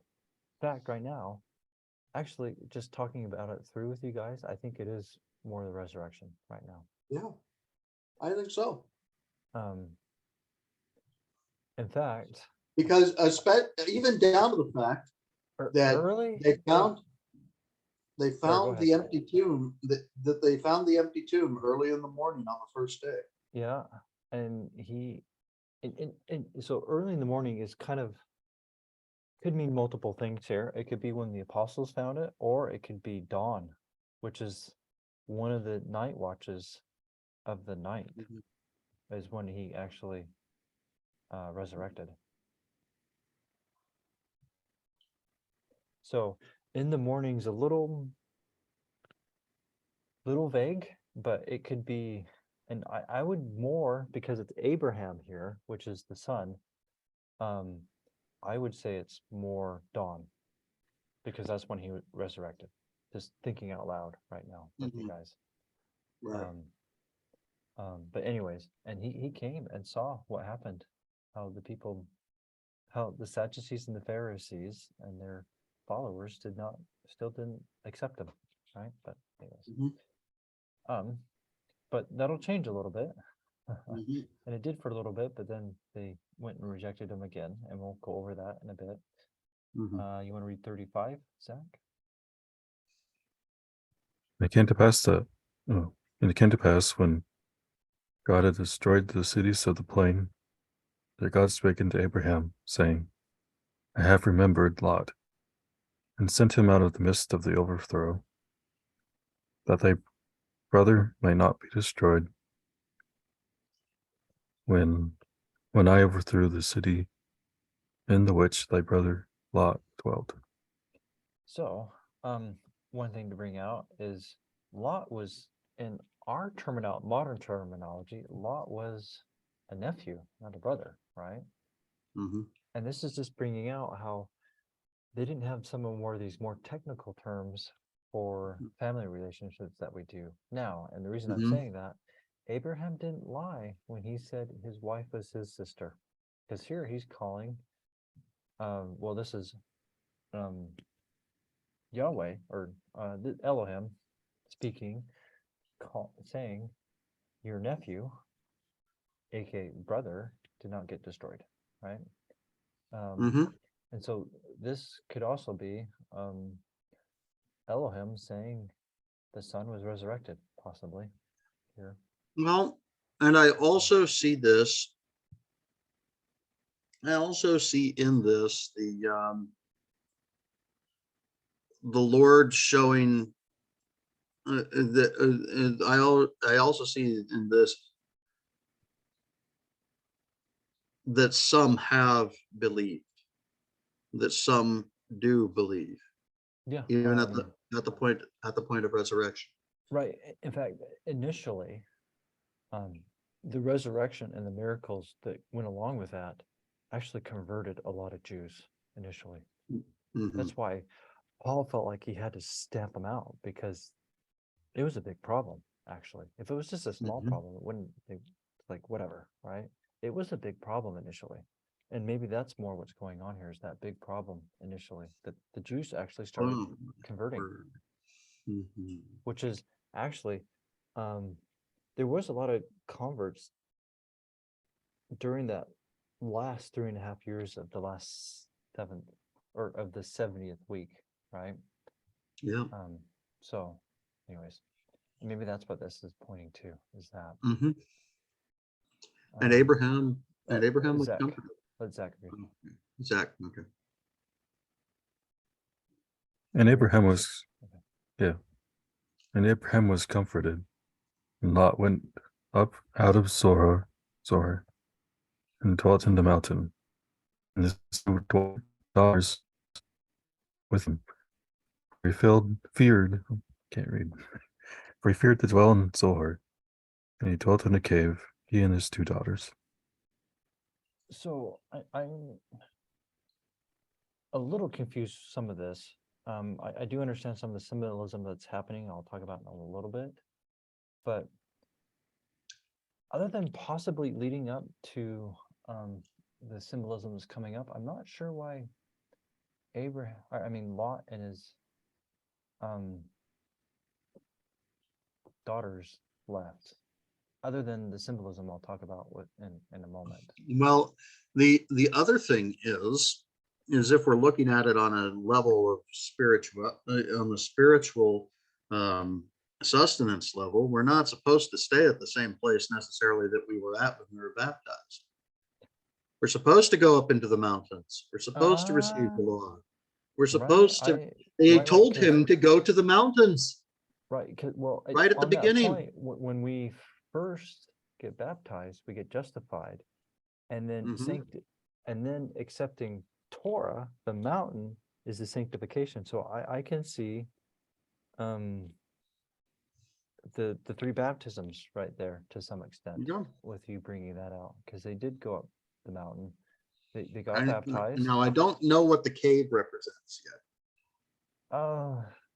In this, so cave has double meanings. It can be positive, negative, and I would say in this case it's negative. Yeah.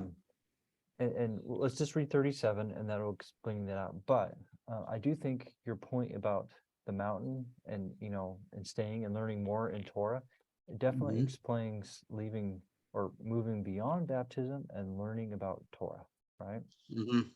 And he Yep. did teach it to his daughters, right? Mhm. And they didn't want to stay just at baptism. Right. The cave can be positive or negative, because prophets and the wicked go into caves. But I think as we look further here, it's more negative, and we'll get into that in just a minute. So 37, Zach.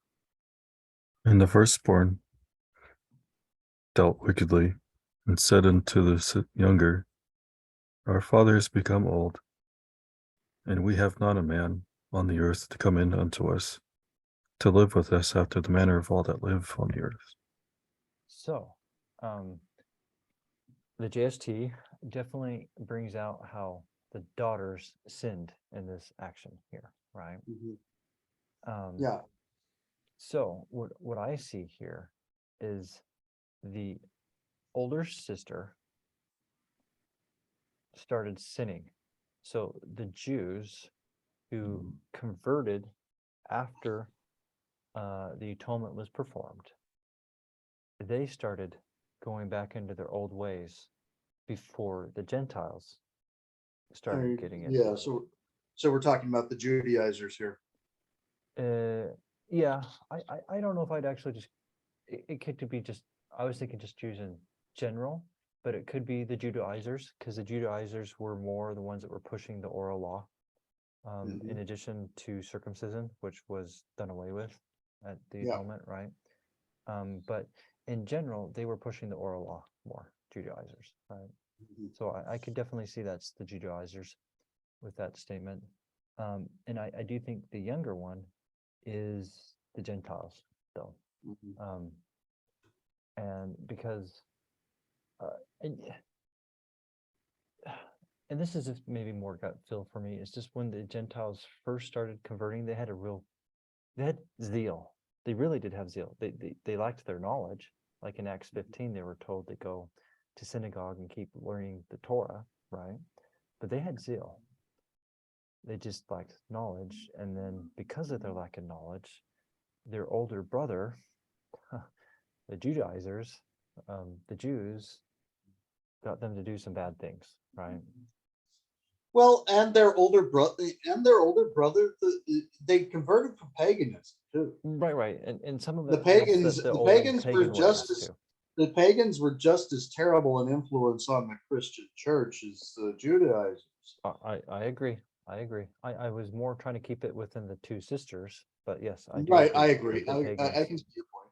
I can see your point. from that But I agree, perspective. the pagans had a negative effect on the Gentiles also, but the pagans had a negative effect on the Jews also. Well, yeah, Um, well, the entire oral law was born in Babylon. Correct. Well, there might have been some before that, but I think the majority came from Babylon, because part of the reason they got thrown into Babylon is because they weren't keeping the law. That's And true. they They were believed, among and the they believed that they Canaanites were. during that time too, which I think they got some of their oral law while they were among the Canaanites, right? Right, right. So I think it got more solidified in Babylon, but I think they had some of it before. Well, I think that with each reformer, more of the oral law came in too. Hezekiah and Josiah both sought to build a hedge around the law. Right, and I would consider them the Abraham's, I mean Lot's wife here, the old church, but I do think the older sister brought in some of those old ways faster. Yeah. Right. Because they've already made justifications for it, and so it was easier for them to bring it back in. Where the Gentiles, they did it also, but I think that they saw the Jews doing it, so then they started doing it too. But they didn't have the justifications for it, so I think it took them longer to do it, if that makes some sense. At least Right. that's kind of how I interpret history and some of the things I see in the New Testament and just history in general. But that's a gut feel that I have for that. Right. But anyways, and I think it goes along with how the older sister got the younger sister to start doing this, okay? But our father has become old, and no man. Now, this is funny here. They were just in a city, and they would have saw other men here, right? So I know there's, without the JST, there's a tendency to, that they're saying that there's no men, right? Where here it's changed it that our fathers become old. And there's no men around us, not that there's no men everywhere. And so it changes slightly on that, right? No man's gonna want to come and live in this cave. In other words. Yeah, kind of. Okay, so 38, Zach. Therefore come, let us make our father drink wine, and we will lie with him, that we may preserve seed of our father. Okay, so let's read 39. I just want to get a little more context before I bring out my statement here, okay? And they did wickedly, and made their father drink wine that night, And the firstborn went in and lay with her father, and he perceived not when she lay down, nor when she rose. Man, that is some seriously powerful wine, I'm telling you. Yeah, but anyways, I think it's more what happened here is that the daughters corrupted themselves while corrupting the teachings of the father, Mhm. which is what we see in the Jews and the Gentiles. They corrupted themselves, and in doing so, they also corrupted the teachings of the father. Yep. Because for the most part, law is a type of the father and or son, God figure in this chapter, Mhm. right? And Mhm. the teachings come from the father, and they Yeah. corrupted the teachings and themselves because they committed a sexual sin, idolatry, which is talked about in the scriptures as sexual sin with other gods. Mhm. Interesting. Yes. And so, and that happened after Yeshua performed the law of Moses on Passover, Mm-hmm. right? Yep. Okay, so Zach, will you read 40? And it came to pass on the morrow that the firstborn said unto the younger, Behold, I lay yesternight with my father. Let us make him drink wine this night also, and go down and lie to him, that we may preserve the seed of our father. So this is just going again after how the firstborn, I think, is the Jews, and then later the Gentiles, and they're Oh doing my it word. And with you know what? justification really to make just- seed for the father, which is, which is followers, They right? did it to survive. The Jews compromised their faith to survive. Yes. The early Christian Gentiles compromised with the pagans to survive. That's a good point. Yeah. I didn't think about that, but that really goes on what's being described here, because they thought they needed to do it to survive. That's a real good point that you brought out there, Ben. Thank you. Mhm. Yeah. So I'm gonna read. I think it's my turn to read. I'm gonna do Yeah, 41. sure. If you want to. Well, unless Ben wants. I won't argue I with you. mean, Matt, do you want to for a little bit? Oh, sure. Why not? Give me a second. Okay.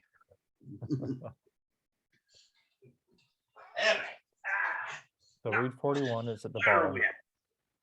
On 41, you said? Yeah, 41. Okay. Right. And they made their father drink wine that night also, and the younger arose and lay with him, and he perceived not when she lay down, nor when she arose. Once Okay, again, so that's just kind of going off what we were just saying. Thus were both the daughters of Lot with child by their father. Which And the means first- child. And so hold on. They did have followers, children, right? That's what children are, followers, Yes. right? Okay, so 43. And the firstborn bare a son and called his name Moab, the father of the Moabites, the same which are unto this day. So read 43 and then we'll talk about these two together. I mean, read 44, sorry. Yeah. And the younger, she also bare a son and called his name Ben-Ami, the father of the children of which are Ammonites, the same which are unto this day. So both the Jews and the Gentiles who perverted the gospel, right? Yep. Both of these, the Moabites and the Ammonites, fight against Moses, who has the truth. Mhm. When And you here's go to the other, Exodus, right? and here's another thing. So here's ones that have the perverted. They're fighting later on with those that have the truth, which is happening today. But when you pervert the doctrines of God, what you're left with is doctrines of the devil. Yeah. And so they are both with child by their father, who is now the devil, because they have corrupted his teaching. They have Correct. corrupted the teachings of Yahweh. And so And now their father is the devil, and they both have, and they have children of their father. correct, I agree with you. And I was trying to bring that out, how they're both, the Moabites and the Ammonites fought against Moses during the Exodus, or after the Exodus, while they're taking over Canaan, Yep. right? Yeah. They fought against them. So those who have the perverted truth fight over those who have the pure truth. Mhm. And that completely goes with even further in the history. But anyways, that's what I saw. So I see Genesis 18 and 19, a prophecy of Yeshua's last hours and things that happened after. That is pretty darn cool. I know you talked about how you wanted to share something also. Yeah, there's some things from the inspired version that I wanted to get into, Okay. because I think that they're significant for our time to consider. So sure. And I have it here with the JST, right? Okay. Because it's the same thing. I'm just trying to find the In exact fact, chapter. I'm I trying to do find the believe exact chapter. that the chapters and the verse numbers are from the inspired version. I Yeah. think they're the same, but I guess we Yeah, should they probably are. double check. They'll be the same. Mine is just like, it doesn't have any other corrections. It's just got the full Sure. text. It just shows this inspired instead of showing the Yeah. King James correction. Instead of showing the idiocy. You're right. So I actually wanted to go into the blessing of Judah and Joseph in 49. Okay. And if- verse. Judah would be, I see Judah at verse 8, but Judah at verse 8. I don't know Yep. if there's some before. There's Simon 5. That's Simeon and Levi. Let's start at Judah. So verse 8. Judah, thou art he whom Do thy you want me to breath. read, since you're Okay. wanting to bring stuff, just so that you're not the only one talking? Okay, And so go it ahead. can be Go ahead and helpful. read. Yeah. 8. Okay, go So, ahead and read. Judah, thou art he whom thy brethren shall praise. Thy hand shall Well, be. just a minute. First, verse 1, because that really sets everything up. Okay. Verse 1 first. And Jacob called his sons and said, gather yourselves together, that I may tell you what shall befall you in the last days. So I wonder on the timing of this, because I just know, like we've talked about with 2 Nephi 1 through 3 and Alma 37 through 42. That happened at Passover time, Mhm. where that's the tradition of talking to your sons during that time. Mhm. I wonder if this is the same time. I don't know. I'm just throwing something out there. That might be interesting to look into. Yeah. But the main point that I'm trying to bring out is this: every blessing here is about the last days. It's not about that. This is what shall befall you in the last days. Well, I think part of it would be because Judah, it talks about, having the scepter until Shiloh comes. Yeah, but that's Shiloh actually the is scepter shall Messiah. not, nor a lawgiver. This is the. Let's get there. Let's get there. Oh, okay, all right. I'll start at 8. Okay, and just tell me when to stop. Okay. Judah, thou art he whom thy brethren shall praise. Thy hand shall be in the neck of thine enemies. Thy father's children shall bow down before thee. Okay. Who does Jesus Christ come from? Judah. Judah. Yeah. And his hand is on the neck of his enemies. Is on the neck. Jesus Christ's hand is on the neck of Satan. That's right. Thy father's children shall bow down before thee. Yeah, you're right. Okay. Do you want to read 9? Read 9. Judah is lion. I mean, Yeshua is the lion, right? Anyways, Mhm. you is a lion's whelp. What's whelp? That means it's the offspring. Okay. From the prey, my son, thou art gone up. He stood down. He couched as a lion and as an old lion. Who shall rouse him up? Rouse him up. Rouse him This up. is a reference to the law. This is a reference to the laws, old and new. The lion is the king. The lion is the king beast. Sure. And who rouse him up? Who That shall could- rouse him up? I wonder if that's reference to the followers who got the Messiah to the reason why he did it in the first place, right? Is for those who Yeah. would fully accept him and be sanctified. This okay, so verse 10. The scepter shall not depart from Judah, nor a Or lawgiver- a lawgiver. Lawgiver Yeah, that's definitely Yeshua. from between his feet until Shiloh come.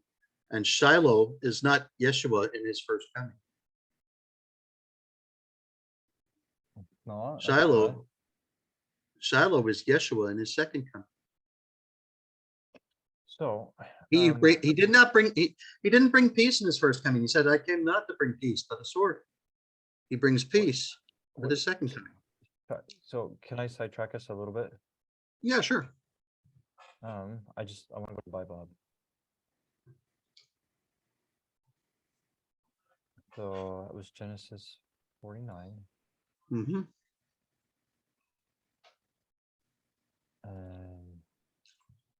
What verse was that? Sorry. I think it's verse 10. 12, 10. That was 10. 10. Okay.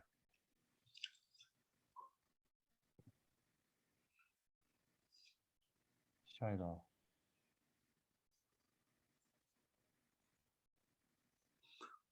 He whose it is a messianic title. So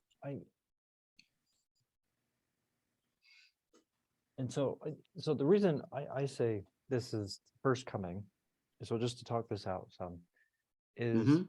Judah was able to be a lawgiver and fully execute the law up until the time the Messiah was born.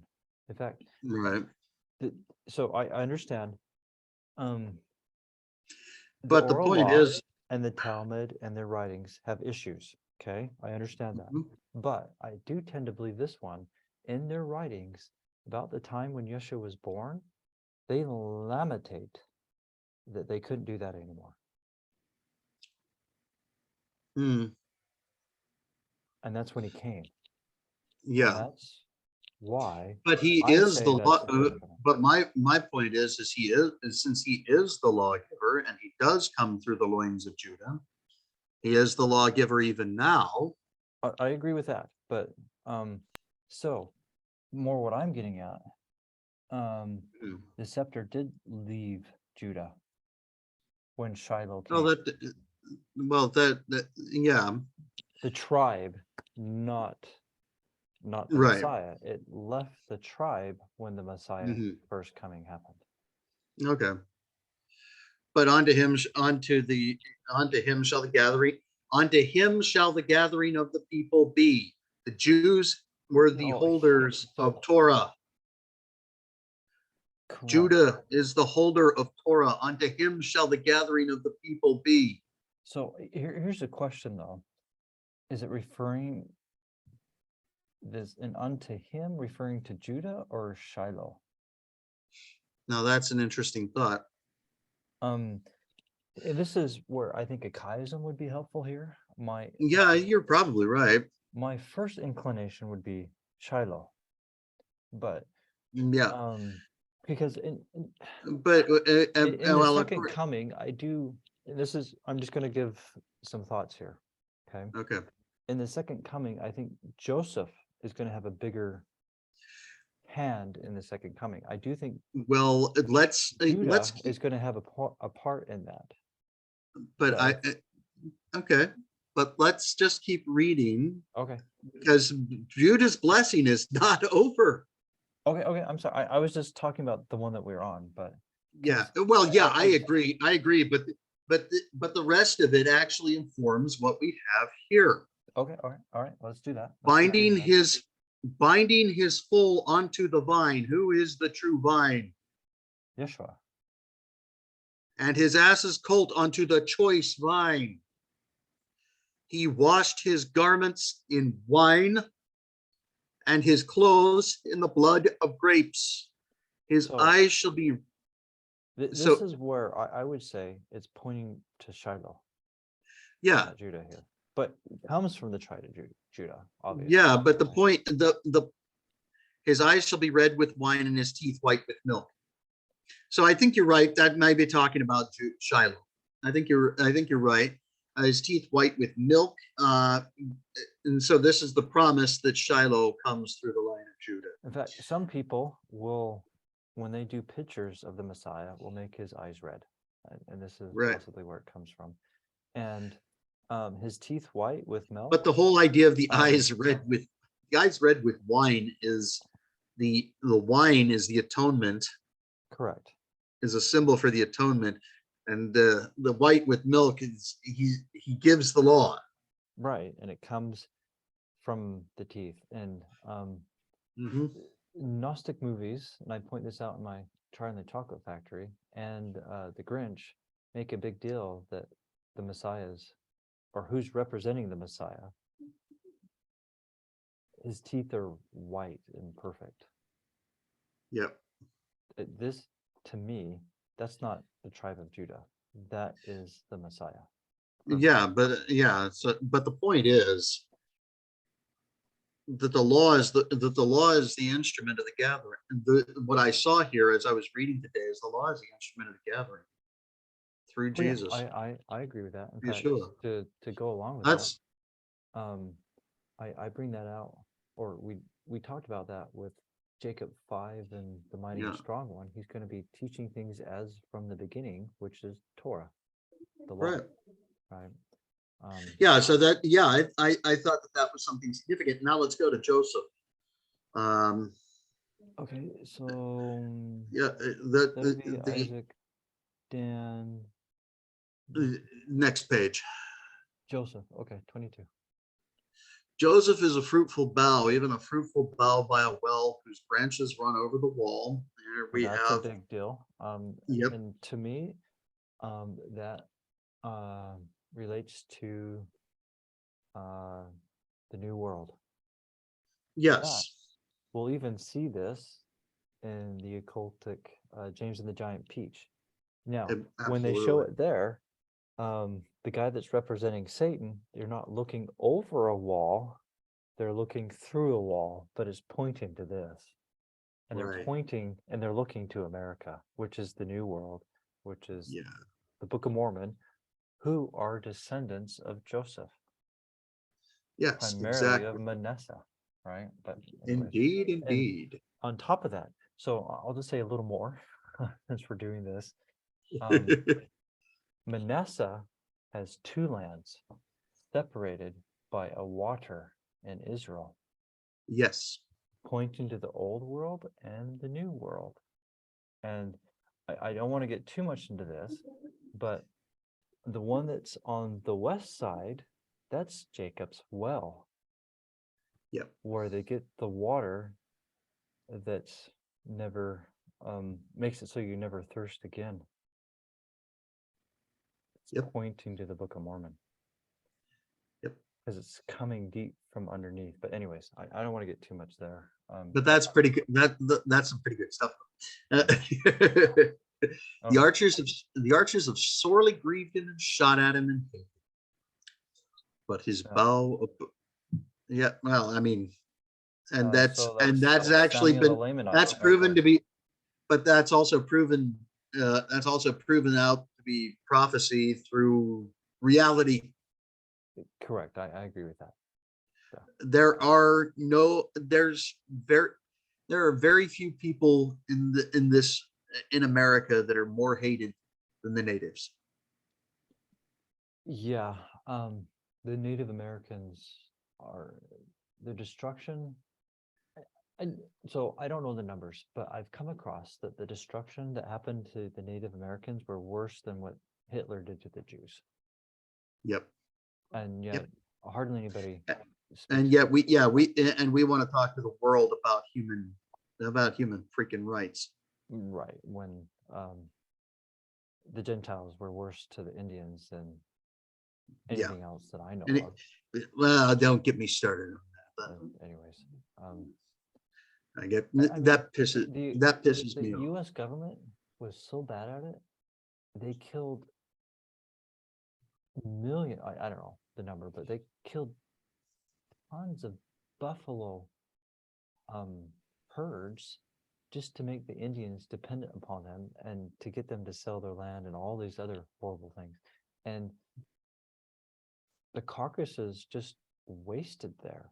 And anyways, it's horrible the things that the U.S. government did to the American Indians, which I believe were Lehites, which were primarily Manasseh, which are of Joseph, right? Which is what we're talking about. And of course, there's also Ephraim too, because Yes, yeah, but and also after we're done here, I want to go back and look at the blessings of Ephraim and Manasseh. okay. In 47, I think it's in 48. Yeah, but his bow abode in strength, and the arms of Wouldn't his that be hands. 50? But anyways, sorry. No, the blessings of Ephraim and Manasseh are before this. Okay. But his bow abode in strength, and the arms of his hands were made strong by the hands of the mighty God of Jacob. From thence is the shepherd, the stone of Israel. Also, look, and his bow abide in strength. Bow and arrows is symbolic of Torah, and that's where Joseph got his strength. And the arms of his hands were made strong by the hands of the mighty God of Jacob. Because he kept Torah. That's where our strength comes from, is keeping the law, right? But here's the real kicker right there. Okay. From thence is the shepherd. Uh, From Joseph is the end times shepherd. the mighty and strong one. The stone of Israel. Even by the God of thy father who shall help thee, and by the Almighty who shall bless thee with blessings of heaven above, blessings of the deep that lieth under, blessings of the breast and of the womb, blessings of thy father have prevailed above the blessings of my progenitor. I just want to say on 24 and how this is the shepherd, and which I would say is the mighty and strong one, the stone of Israel. You don't even need the JST to get that. You get this from right here, right? This is King James only right here. It's just, you may not know how to read into this without some of the more modern revelations, but once you know it, you can see it right there. Yep. Even by the God of thy father who shall help thee, and by the Almighty who shall bless thee with blessings of heaven above, blessings of the deep that lie under, blessings of the breasts and of the womb. So I want to add a little more to 24. So the dreams of Joseph, right? They will bow down to him or his seed, right? And what they'll do. The other tribes. They'll be very grateful for what happens through the loins of Joseph. Exactly. And it will be, and the people and those of Ephraim will be the ones who are the nursing, who are the kings and queens, who are their nursing fathers and their nursing mothers, or their providing fathers and nursing mothers kind of thing. Their fathers and mothers. Right. That makes sense. Okay, sorry, I didn't mean to interrupt you. I think the blessings of thy father have prevailed above the blessings of my progenitors unto the utmost bound of the everlasting hills. They shall be upon the head of Joseph and on the crown of him that was separate from his brother. So everlasting hills. I would read that as everlasting Torah. Yep. The crowns, that would go along with, the kings and queens, right? Yep. The head, as in leader, as in they're the ones, Ephraim, specifically a big deal about the restoration just Mhm. before the second coming, and was separated from his brothers. Yep. Which, I mean, he's talking about, there's the historical portion here on that, but there's also the future prophecy portion of this, which Jews all of use the history to bring out prophecy. and the whole point is given in verse 1. All of this is prophecies of the last days. So Judah does play a big role in the last days. Yes. I think that the two that play the big roles are Ephraim and Judah. Yeah. Where I used to think Manasseh, but now I think it's Judah Manasseh, and it's Ephraim. stated that Manasseh will be a great people, but I'll Yeah. tell you, in the whole thing of Genesis, there is not, I don't know of a single character who has a bigger developmental curve than Judah. Well, Joseph had his problems, and so did his. But seed, but so- yeah, but Joseph did at least have the desire to be obedient. Yeah, but his seed. So I mean, okay. So House of Israel and House of Judah, who got divorced first? That's true. So Joseph has its That's true. problems. Joseph okay? actually That's got all- divorced first. So I'm not saying that Judah has its problems in his house, right? But I'm also saying Joseph had his problems. So You've got a point. You've got a point. we both have had our, because I'm Joseph, you're Judah. So we both have our problems. Anyways, So let's go back to 48 and look at because Okay. these blessings are just so amazing, and especially when you consider that verse 1, this is about the last days.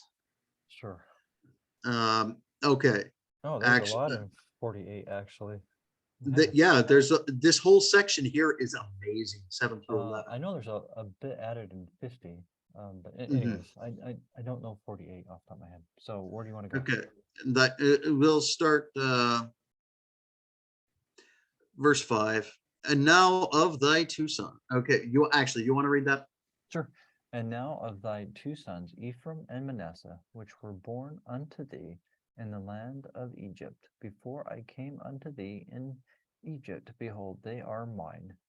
And the Elohim of my father shall bless them, even as Reuben and Simeon, they shall be blessed, for they are mine. This is where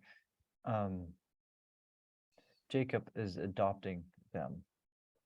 And actually, as I was looking at this, the Lord, something was impressed on my mind, a wild branch grafted in. That's I can see that, because they had their wild times, right? Yeah. Um, And the I facts of definitely the see matter. that. I'll have to think about that, but I definitely see that as a good possibility. Mhm. Because the way I think in general, people see as Ephraim and Manasseh replacing two other tribes. Yeah. And I think it's actually Reuben and Simeon that a lot of times that they're seen as replacing. right? Well, you read Reuben's blessing, and it's not much of a blessing. Anyways, let's not sidetrack there. Yeah. And anyways, we're not gonna go there. But Yeah. but I do see how you're saying how they could be Their wild mother and their blessed, mother was a so- pagan. Their mother was a pagan. She's the daughter of a priest of So On. possibly. I've seen some genealogy that makes me think that she was actually of the same line of Abraham, actually. Okay. So, but at the same time, she was in Egypt, so she probably had pagan ways. Yeah. She But, was a daughter of a priest of one of Egypt's gods. That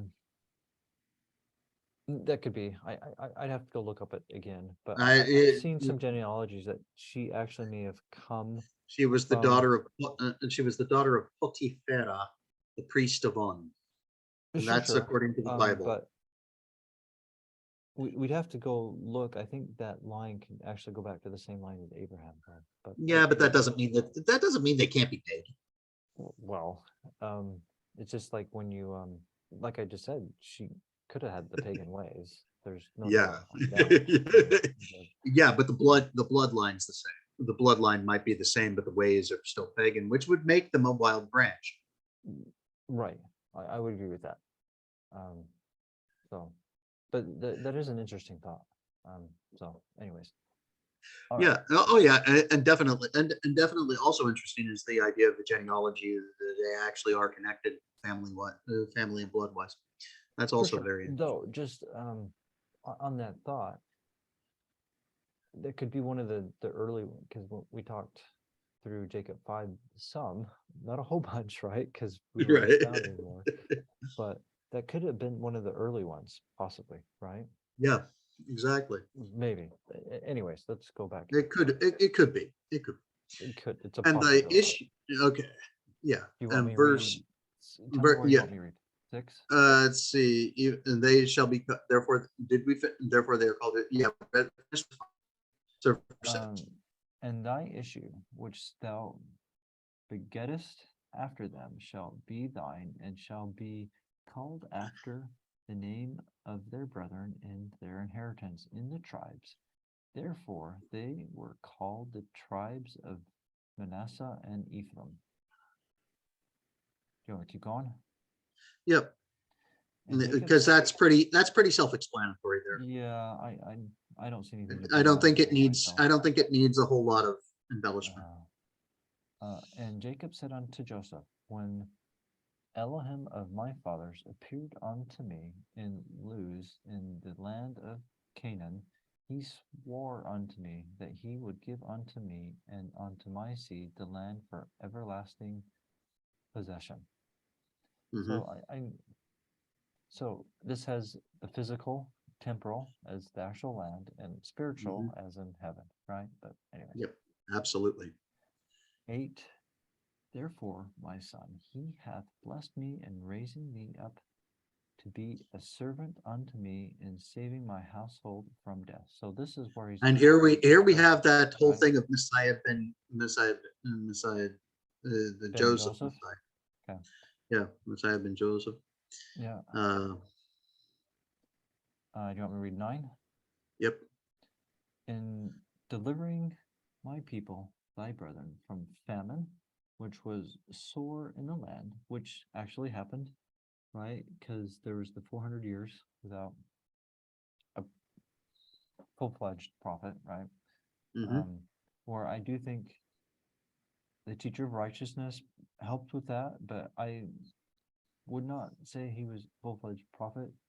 And although John was a prophet, he didn't really prophesy per se, right? Well, he didn't talk about future events. He just said, repent. Right. And he was preparing because the future event, he was right before the future event. There was Yeah. no time for anything Yeah. but repentance. Sure. But I'm just kind of bringing out a little bit on Yeah. that point. But Yeah. what Oh, about I agree. I can see where you're coming from. raising up the servant under my house from the dead? I think I read that. And delivering the people from famine. Oh, I was bringing out the famine, right? Yep. Wherefore Elohim of thy father shall bless thee in the fruit of thy loins. And I mean, that obviously happened. That they shall be blessed above thy brethren, so the rest of the tribes, right? Yep. And above thy father's house. So this is just kind of bringing out how Joseph and his 2 sons, Manasseh and Ephraim, have are a big deal, right? Mhm. I don't know if you want to add something else to that. No, that's basically what he's saying. I think that the verse is explaining, these verses are explaining themselves pretty well. Right. And some of this goes along with some of the dreams that Joseph had previously that Jacob actually chewed him out for, right? Because I Yep, think Jacob didn't understand it at the time, yep. which I sadly I've done that. I did that to you once. Sorry about that. I don't know if you remember what I'm referring to, but Oh, I get chewed out so often. A well, lot of times I just kind of forget about oh, that's good. I have a tendency to speak too quickly sometimes, I think. I do too sometimes. So we both have that. But anyways, I think I just read 9, right? So 10. Yep. For thou hast prevailed, and thy father's house hath bowed down unto thee. Look, there's that Yep. prophecy, which will happen again, right? But anyways, Well, e- keep reading. He's oh, gonna okay. bring it out. Even as it was shown unto thee before thou wast sold in Egypt by the hands of other. Oh, so it's referring back to the dream.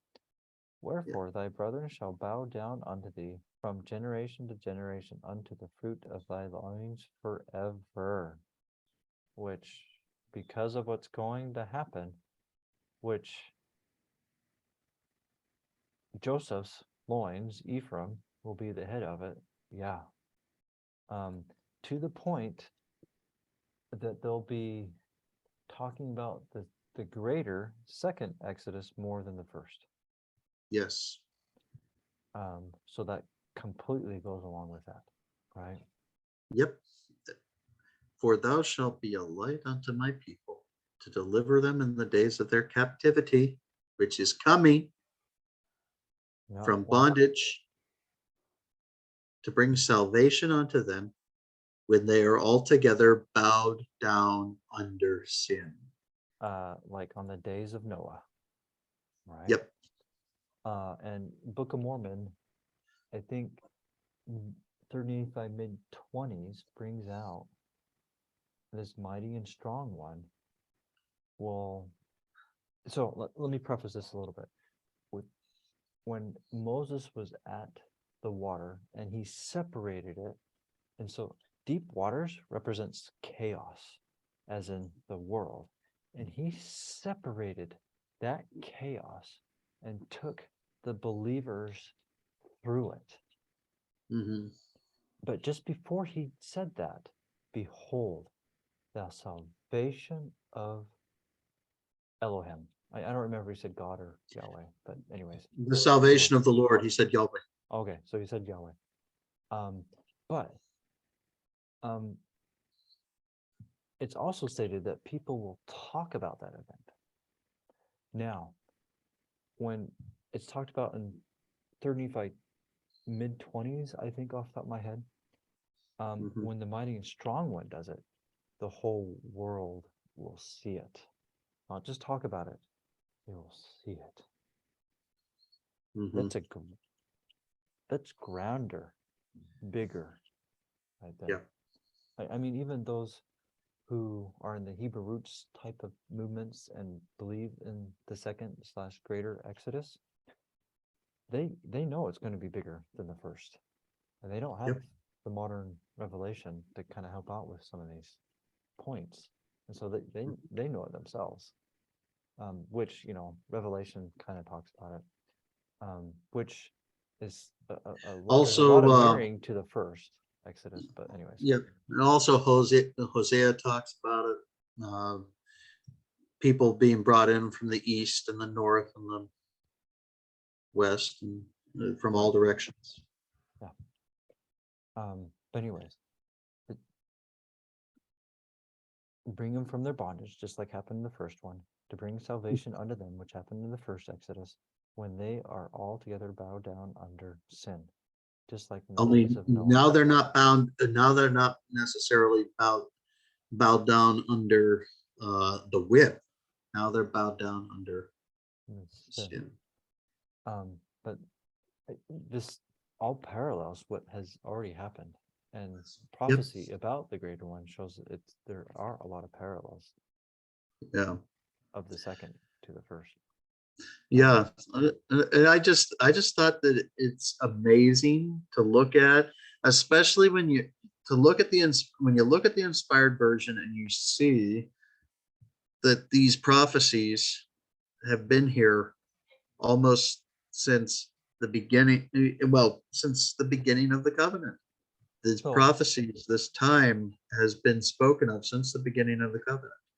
So I think this is scriptural. I'm not sure where it is, but there's talk about Adam prophesying about everything that's going to transpose among his children before he died. I think That is scriptural. okay. That's good.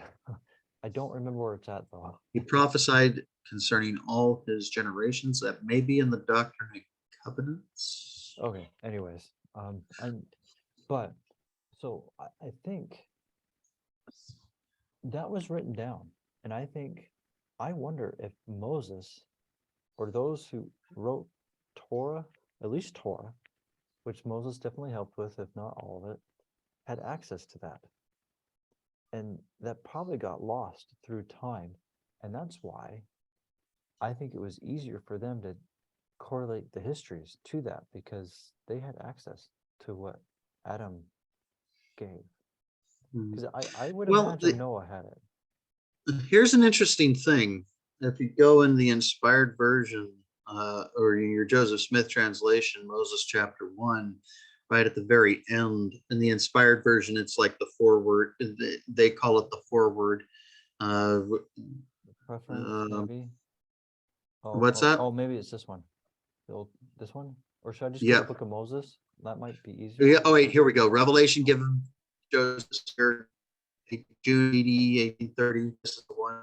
Go down to the bottom. Okay. Keep going. Yep. Okay. Go back up one. Sure.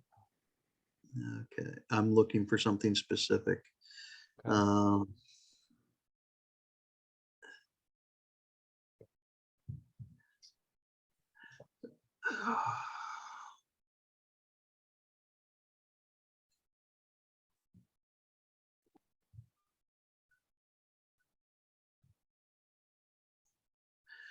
Okay. And now Moses, my son, has spoken concerning this. I'm gonna look at my. Let me. So I'll pause just for a little bit. Okay. So Chapter 1. Genesis 1. Okay. Genesis 1, chapter 1, verse 1. And it came to pass that the Lord spake unto Moses, saying, Behold, I reveal unto you concerning this heaven and this earth, write the words which I shall speak. Genesis was a revelation. Ah, that's cool. I didn't know that part. I am the beginning and the end, the Almighty God, by mine only begotten, I created these things. That's cool. Revelation. So, which would account for all the prophecy that I see in it, anyways, because I see a lot there. This is all so- a revelation and prophecy through Moses. So, my thought about them having Adam prophecies of what's coming is maybe they did or maybe they didn't, right? Because Genesis is a prophecy, or a better state is a thus saith Yahweh, right? Yeah. So they wouldn't need it if this is a thus saith, right? Yep. It's just in general, people think Moses is the historian because of Genesis, but here, these two opening verses, which were done by Revelation, tells us otherwise, right? Mm-hmm. So, thank you. Isn't to me, that was one of the coolest realizations that I had concerning the book of Genesis as I started reading the inspired version. No, sure. And And Moses, the book of Moses is a whole lot more powerful when it's actually tied to the rest of them. No, sure, that makes sense. Because I think the book of Moses is actually part of Genesis, right? Which Yeah, would then it's be tied to the first chapter. The first chapter of the book of Moses is this right here. That's called a revelation given to Joseph this year. Yeah. Okay. And then the first book of Moses starts with chapter 2. Okay. That makes sense. Okay. Well, you just taught me something. That's cool. Thank you. No, that's cool. But that would give the best explanation, of course, actually it's scripture, of why I see so much prophecy, rather than it's being put into it because they knew what Adam had or gave, right? It's Right. just, it's actually thus saith Yahweh. Moses, and what it really shows is that Moses truly was, just like Joseph Smith, a restorationist. Oh yeah, I've called Moses a restorationist, and I've called Yeshua a restorationist. I think they Yeah. both were. In fact, Yeah. I know they both were. So, or all three. I'm pretty sure that Yeshua was pretty sure of his role on that level. Yeah. Anyways, I didn't say it the best. But, Yeah, I'm pretty sure that Yeshua was pretty clear on his role there. yes, Yeshua was a restorationist. Yep. So, but I think John was to a point, and so was the teacher of righteousness also. But because they're all taking us back to what God originally gave us, right? But the main problem that I have with the teachings of the Essenes is, number one, they violate God's calendar. So here's a question though.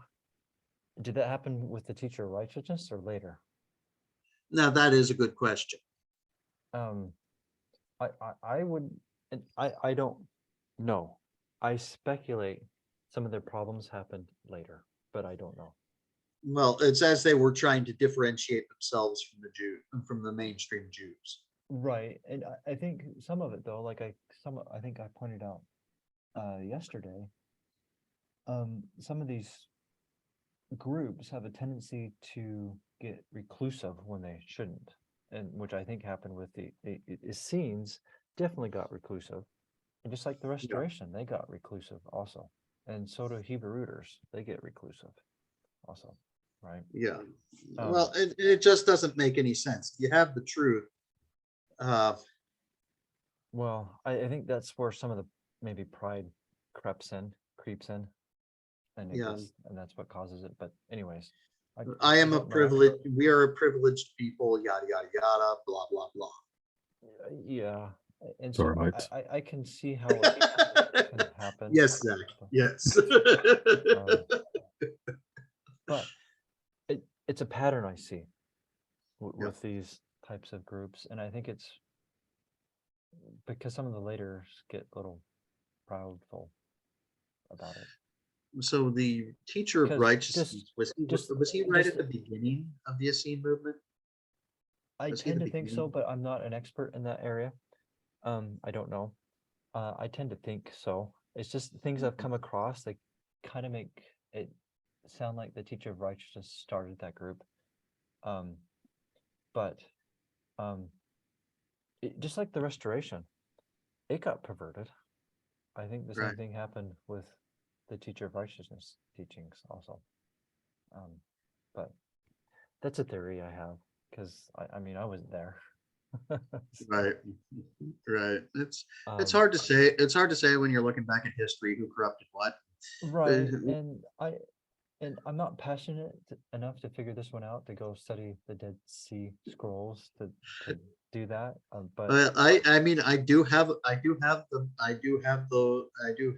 copy compilation of the Dead Sea Scrolls at my own house. So okay. Well, it'd be interesting to go through, but it's not a big desire of mine. What I found as I was going through was that there was a lot of things that I was just like, yeah, this is contradictory. There's a lot of things in there that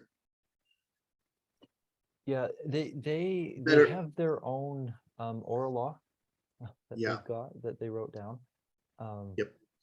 You know, at times they actually stated, this is our thoughts on it, and this isn't scripture. So I think they were more honest about it than the Sadducees and Pharisees. Right. But But at they the same would, time, but they they would did throw, enforce but it. they would, but at the same time, they would throw people out for not obeying their oral law. I agree, but they didn't claim it was actual law. They just, so they had their problems, right? Yeah. But Well, I mean, they're as- human. They're Oh, human. right. But as things I've studied about the restoration, it kind of follows the same patterns, right? Because I do believe it got perverted. What I and mean, corrupted. what's the worst thing you can do right now as a Mormon? Well, it depends on which branch, but like in the branch I grew up, is to say Brigham Young was corrupt and evil. Well, no, it's actually at this point in the LDS Church, it's to say that Russell M. Nelson is not inspired. Well, me saying Brigham Young wasn't actually says that Nelson isn't, though, because Nelson gets his Yeah. claims his authority through Brigham Young. Well, I mean, there's a lot of people in our current LDS Church who will agree that Brigham Young was not inspired. But if you say anything against Nelson, they're going to report you to your leaders. How, to me, that doesn't make sense, because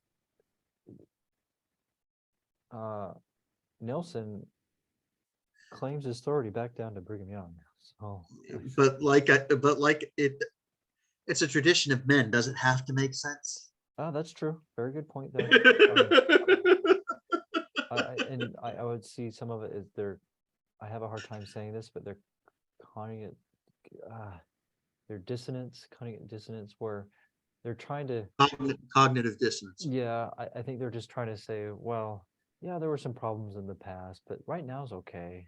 And so they're not really completely looking at it, would be my thought on that, because they don't want to, Mental gymnastics. yeah, Yeah. mental gymnastics, and they I may be- think that's a and they really may bad be term.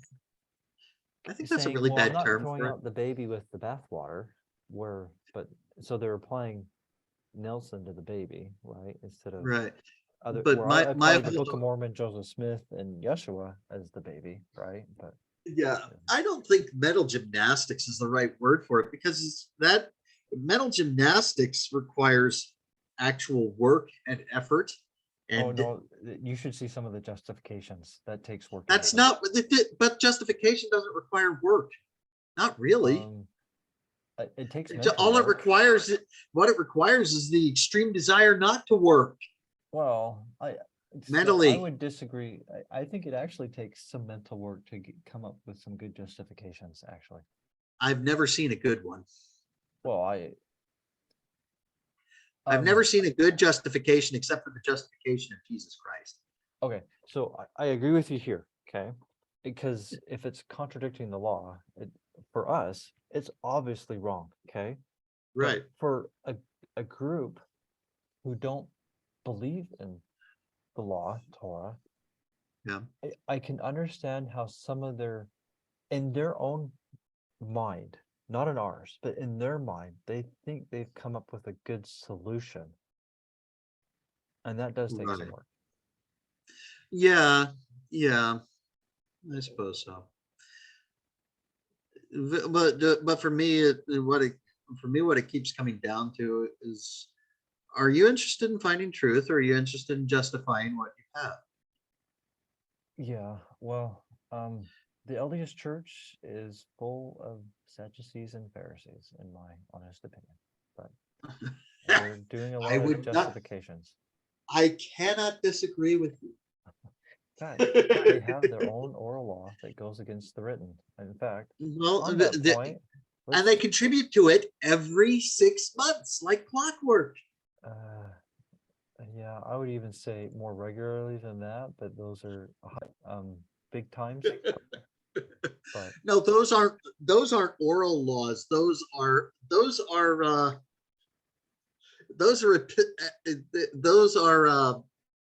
oh, come on. What's the word that I'm looking for when the apostles wrote an epistle?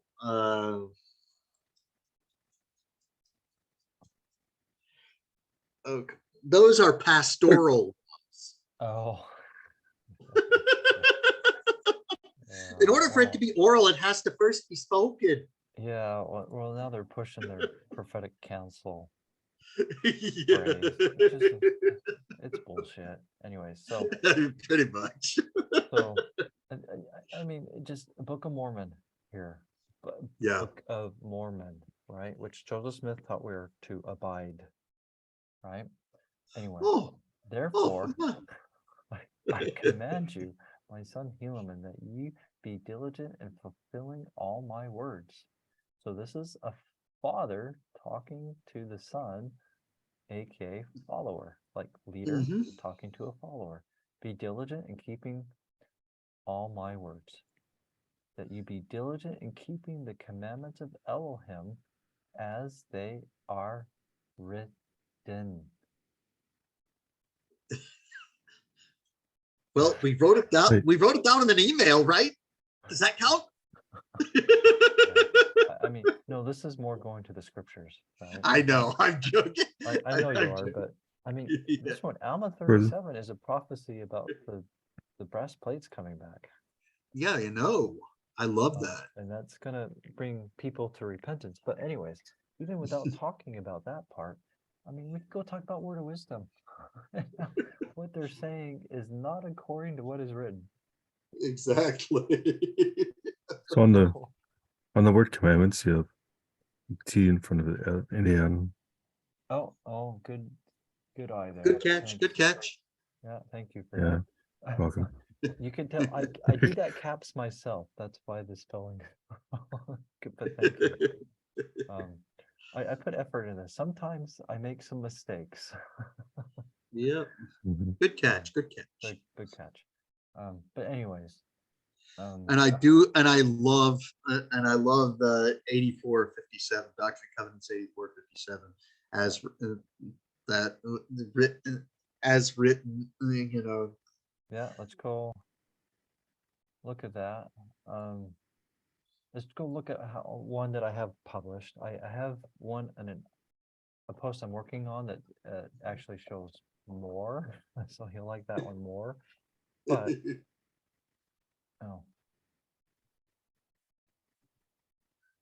oh, so I have multiple keyboard mappings and it got changed. But anyways, Mhm. let's look at the one that I have handy. Right there. That's the one you're talking about, right? Yep. You want to read it? And they shall remain under this condemnation until they repent and remember the renewed covenant in the Book of Mormon and former commandments, Torah, which I, God, have given them, not only to say, but to do according to that which I, God, have written. God wrote the 10 Commandments with his finger. And I actually made a post about this myself. Just to, it's like, okay, guys, former commandments, even though letters at the time say it was talking about the former revelations to this revelation include 42 and 59, which are efforts by God to restore the law to people who are far too Protestant for their own good, and and they weren't obeying those. Yeah, well, the Protestant was a good start, but they have their problems. Yeah, it's saved by grace only. Sure, but that's forgetting sanctification, which is, and you need both, right? Yeah. But yeah, they focus on grace too much. Now, I'm not denying grace, but the focus on grace means we are rewarded according to our works. Right. Now the focus on grace totally does. The reason why they focus on grace is because it does away the law. Protestants hate the law. So I possibly, I wonder if partly it started though in a bad reaction to the Catholics who focus on works. Which actually would correspond with what I have observed with people who get out of the LDS church who still retain a faith in Christ, that they have a tendency to react against law. Sure. And because of the oral law of the LDS Church, that they're then fighting Mhm. against Yahweh's law, which I think Right. is what partly how the Protestants focused on grace too much, is because a bad reaction or the wrong reaction to the Catholics focusing on works, right? Yes. Well, Catholics, not only they're about works, but church not and only works, but pagan works. correct. I agree with that. Because the Catholic Church it's paganism, baptized, as I'm quoting here, right? Because you can't do that. But anyways, it's the beast Yeah, system. exactly. You cannot. You It's can't. it's Gandalf the Grey turned into Gandalf the White. No. I'm being a dork, Yeah. here, but I mean that's what I see, right? No. And it's the beast system just made look pretty now. Mhm. The And look everybody, okay. and a lot of people who leave Mormonism but retain their faith in Christ go to some Protestant branch. Sure. So here, let's just look DNC 84 a little bit and bring out, I mean, for one, new can mean renewed, and we can go there, but first a little bit, Mhm. repent and remember the new covenant or renewed covenant, the Book of Mormon. Now, Mhm. I'm going to say something. The Book of Mormon is part of a restoration, meaning bringing it back to how it was formerly commandments, which is another reason, not just the definition of new, but the context of everything going even on in this verse implies renewed. Because Book of Mormon is part of the restoration. In fact, we could go look at the Book of Mormon title page from the gold plates. It's about bringing them back to this right here, right? Former commandments, Torah, which I put God, but now I'd put Elohim. But anyways, have given them not only to say, but to do according to that which I, Elohim, written. And God wrote the 10 commandments, and all the commandments are based upon the 10, right? So actually, let's sidetrack a little bit. Let's go look Yeah. at that, because I actually think that the title page from the gold plates doesn't get enough credit. Is it this one? Yes. See, translated by Joseph Smith, stating it's on the gold plates. Right? Yeah. So, you want to read, Zach, and we can we feel free to stop, and I'll free to stop you, and same with Ben, right? Just as our normal practice here, right? The Book of Mormon, an account written by the hand of Mormon on plates taken from the plates of Nephi. Wherefore it is an abridgment of the record of the people of Nephi, and also of the Lamanites, written to the Lamanites. So Or here, I just want to bring out, there's a priority of the Book of Mormon who is supposed to go to. First, Lamanites, and this is all throughout the Book of Mormon. You'll see this same priority. Lamanites. Sorry, read on. who are a remnant of the house of Israel. Second also priority. Also to Jew and Gentile. Third priority, Gentiles. Second priority, Jews. Third priority, Gentiles. In fact, the Gentiles are so low that in Ether 12, he tells Moroni, don't worry about the Gentiles. Right? Anyways. If they don't have charity, what is that to you? Yeah. So, I mean, some are going to convert, right? But I think the majority of us that do convert do have the blood of Israel in us. But anyways, but like me, I grew up a Gentile, but I do believe I have the blood of Ephraim in me. Okay, so go ahead, Zach. Written by way of commandment. God told him to do it.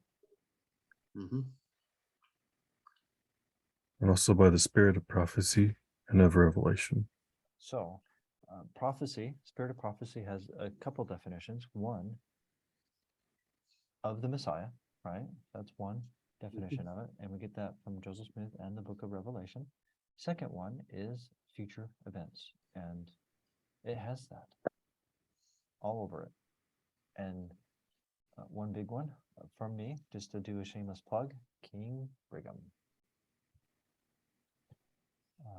Anyways, and Revelation, as in at times God told them what to put in, right? Mhm. Thus saith Yahweh, right? Oh, And there- there's that in there, and at times he told them what to put in and what not to put in also, right?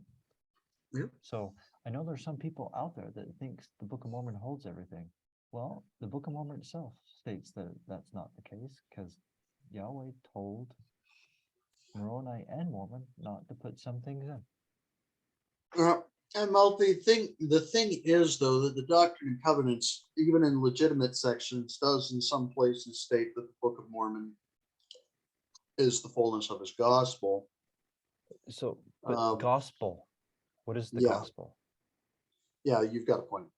Yeah, The gospel is the good news right. that the Messiah came and fulfilled the atonement, aka Yes. the law of Moses, which I think that's part of the reason there's a lot in there that helps us know what the law of Moses actually is. Because that Yeah. is the good news, that he came and did the law of Moses. Yeah. Right? Okay. Yeah. Anyways, So the fullness of the gospel is not by any means the fullness of all things. correct, it's not.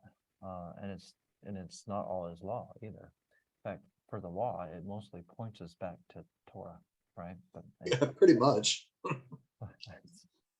so, but my main point here, there's a difference between the gospel, the priesthood, and the law, Torah. The gospel's not everything. It's very important, okay? And I'm not trying to put it down, but it's not everything. Right. Okay, so right here, Zach.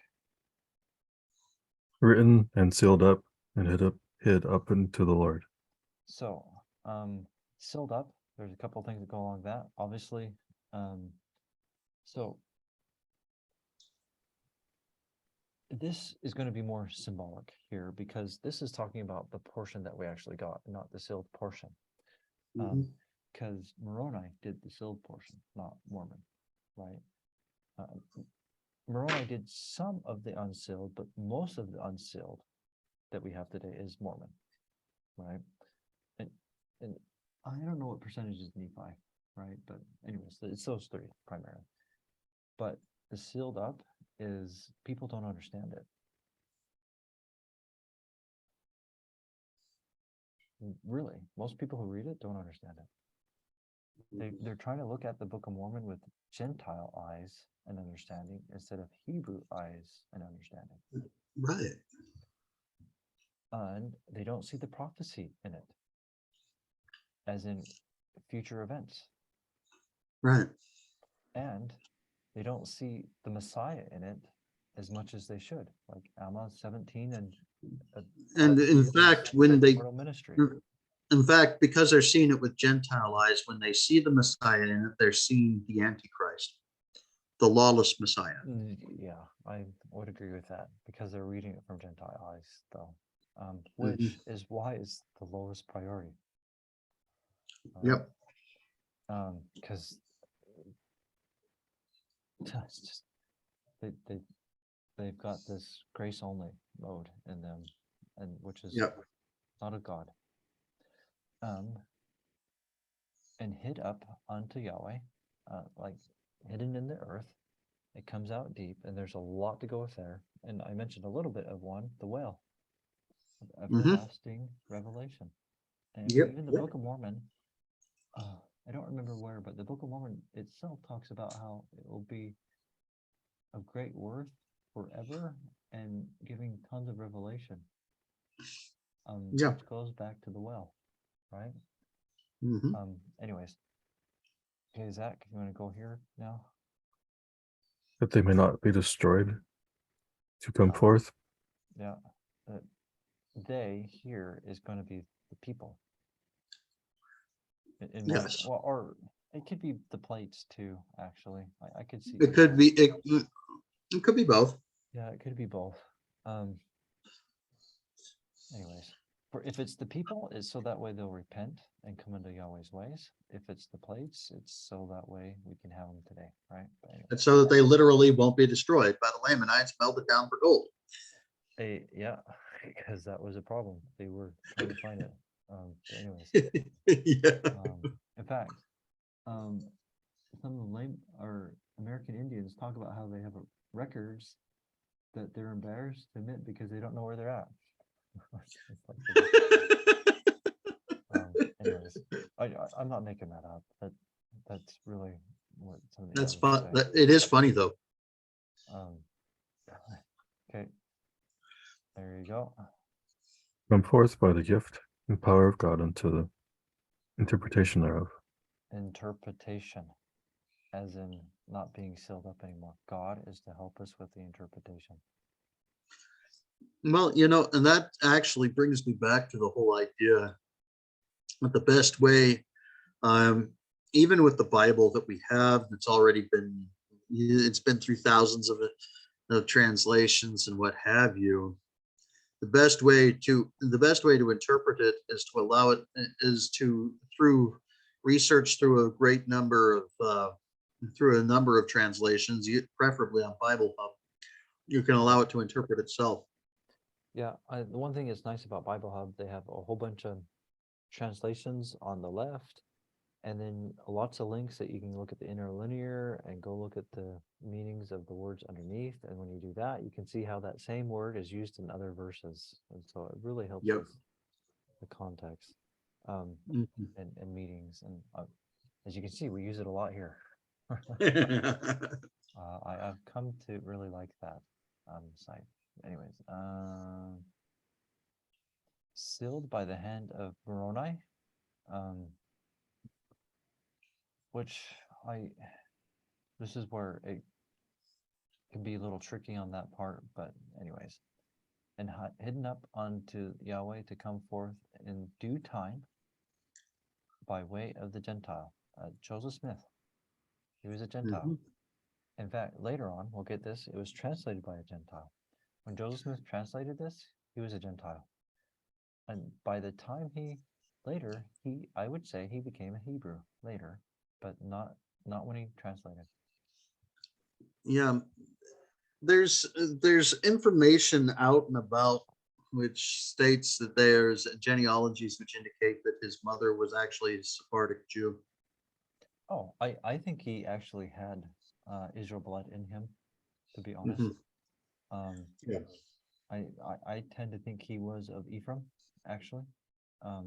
But he was in the Gentile mindset though when he translated the book of Moses. Absolutely. That's why he didn't realize. That's why throughout most of his ministry, I'm pretty sure he had no idea that he was actually restoring the old law.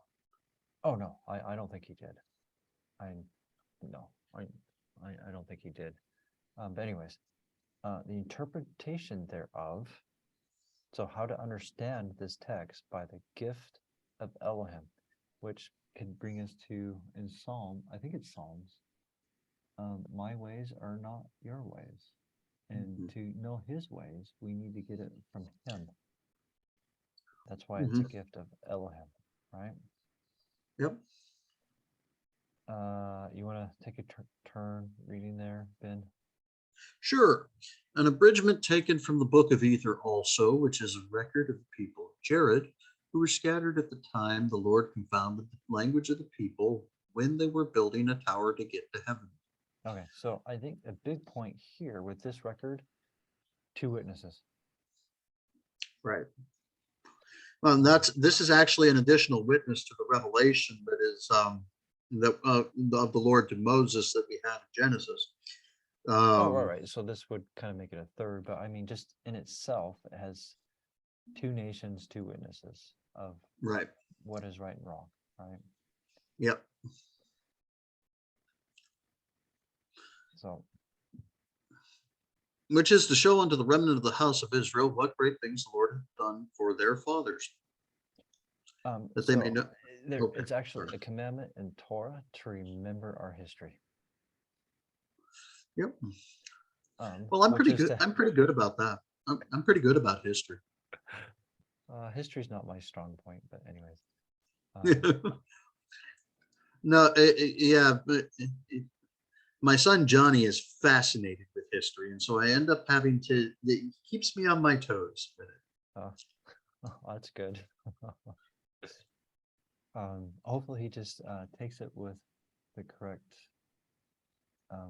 perspective. Right? Well, I always tell him, whatever you're watching or reading, that is that person's perspective on what happened. They Or don't. interpretation or Yeah, slant. Or yeah. um, Because the facts of the matter are, unless you were there, you don't really know. right, because even as we know, for those who study restoration history, it's not all that what's put out is correct. Well, what I've said recently is that, well, I think it's a total loss trying to find truth through the history of the restoration. Oh yeah, because it's been modified. It's been modified to within an inch of its worthless life. Yeah, where the Jews, they were better at it. Even when it made them look bad, they still did it correctly. Well, the reason why And it might have been the the remnant faults, that did that, though, not the reason why the faults are exposed, of the faults of the followers are exposed, the faults of the fathers are exposed, is because it's a revelation from Yahweh. Yeah, it's by inspiration. The Bible and Book of Mormon is a mixture of revelation and inspiration, though. Absolutely. So some of it's revelation, some of it's inspiration. But anyways, And that they may know and that they may know the covenants of the Lord. That's Torah, that they may know the Torah of Yahweh. That's the covenant. That they are not cast off forever. Oh, wait a minute. How do we, when we're talking about forever, how does that happen if the law dies with Jesus? If the covenant dies with Jesus, how? Because without the law, there is no covenant. Well, this right here goes back to, this is the main reason I want to go here. We were just reading through back to DNC 84:57. Right. It's the same covenants. It didn't say, that they may know the covenants as from their fathers. It didn't say a new covenant here. So look at which was show unto the remnant of the house of Israel that the great things that Yahweh had done for their fathers, and that they may know the covenants of the Lord, Yahweh, that they are not cast off forever. Those covenants came through the Father. It's and also to the together convincing with the Father. There, this and yeah, it's not a period. right. In fact, the semicolon, I think the semicolon, I know the colon is an absolute connector. The semicolon is kind of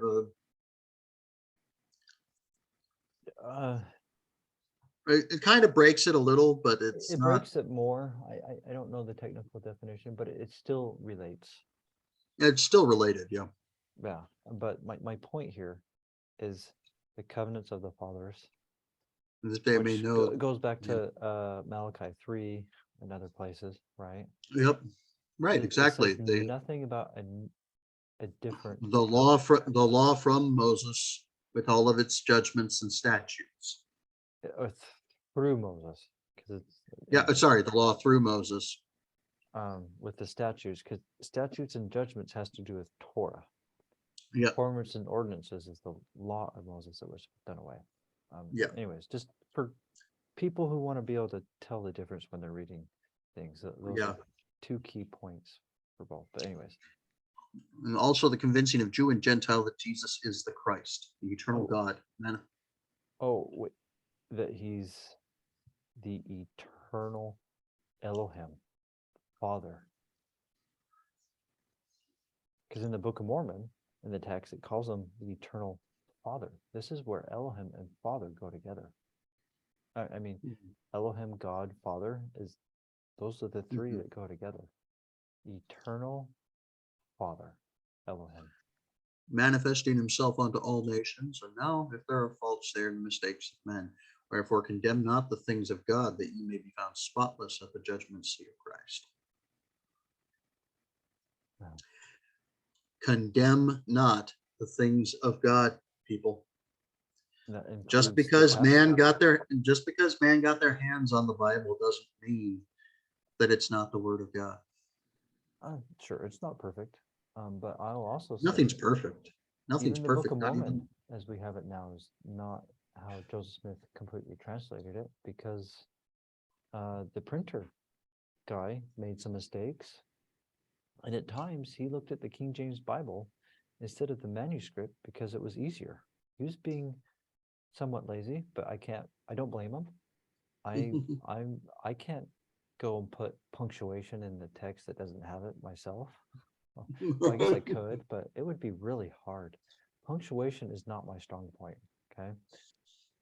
Well, you have to be a super editor. You have to be a super editor to just go in Yeah. and insert And so punctuation. at times he recognized that it was quoting or pretty close to quoting. And so he went to the King James Bible. So that way it made it easier for him. So and he may not have recognized some of the minute differences, right? He was just trying to do his job in a timely manner. I don't fault him for it. Right. I might have done the same thing. In fact, to some extent, being a software engineer, a lot of people say, well, we just go to online and search, and then we just copy paste. Well, I do that to some extent, even now that I've been doing software engineer for 27 years, but I don't know everything. And so I will go find what other people say for help. Now, I don't do a straight copy paste. I do modify what's there to apply it to my current code that I'm putting in. But who doesn't go ask other people for help when they're struggling, right? Right. So here, it's just in my application, software engineer, yeah, to some extent, I do copy and paste code. I've done it with my own code, and I've done it with other people, and I've modified it because so it's to make our lives easier, and I think that's what he did. And so I don't think he had a malintent. He was just trying to get his job done in a timely manner. Yeah. Well, this has been really cool. There's actually something else that I think is really important for us to put in a video. Okay. And I know some people will miss this because it's pretty late in the recording. But where do you want to go? Doctrine and Covenants, section 59. Okay.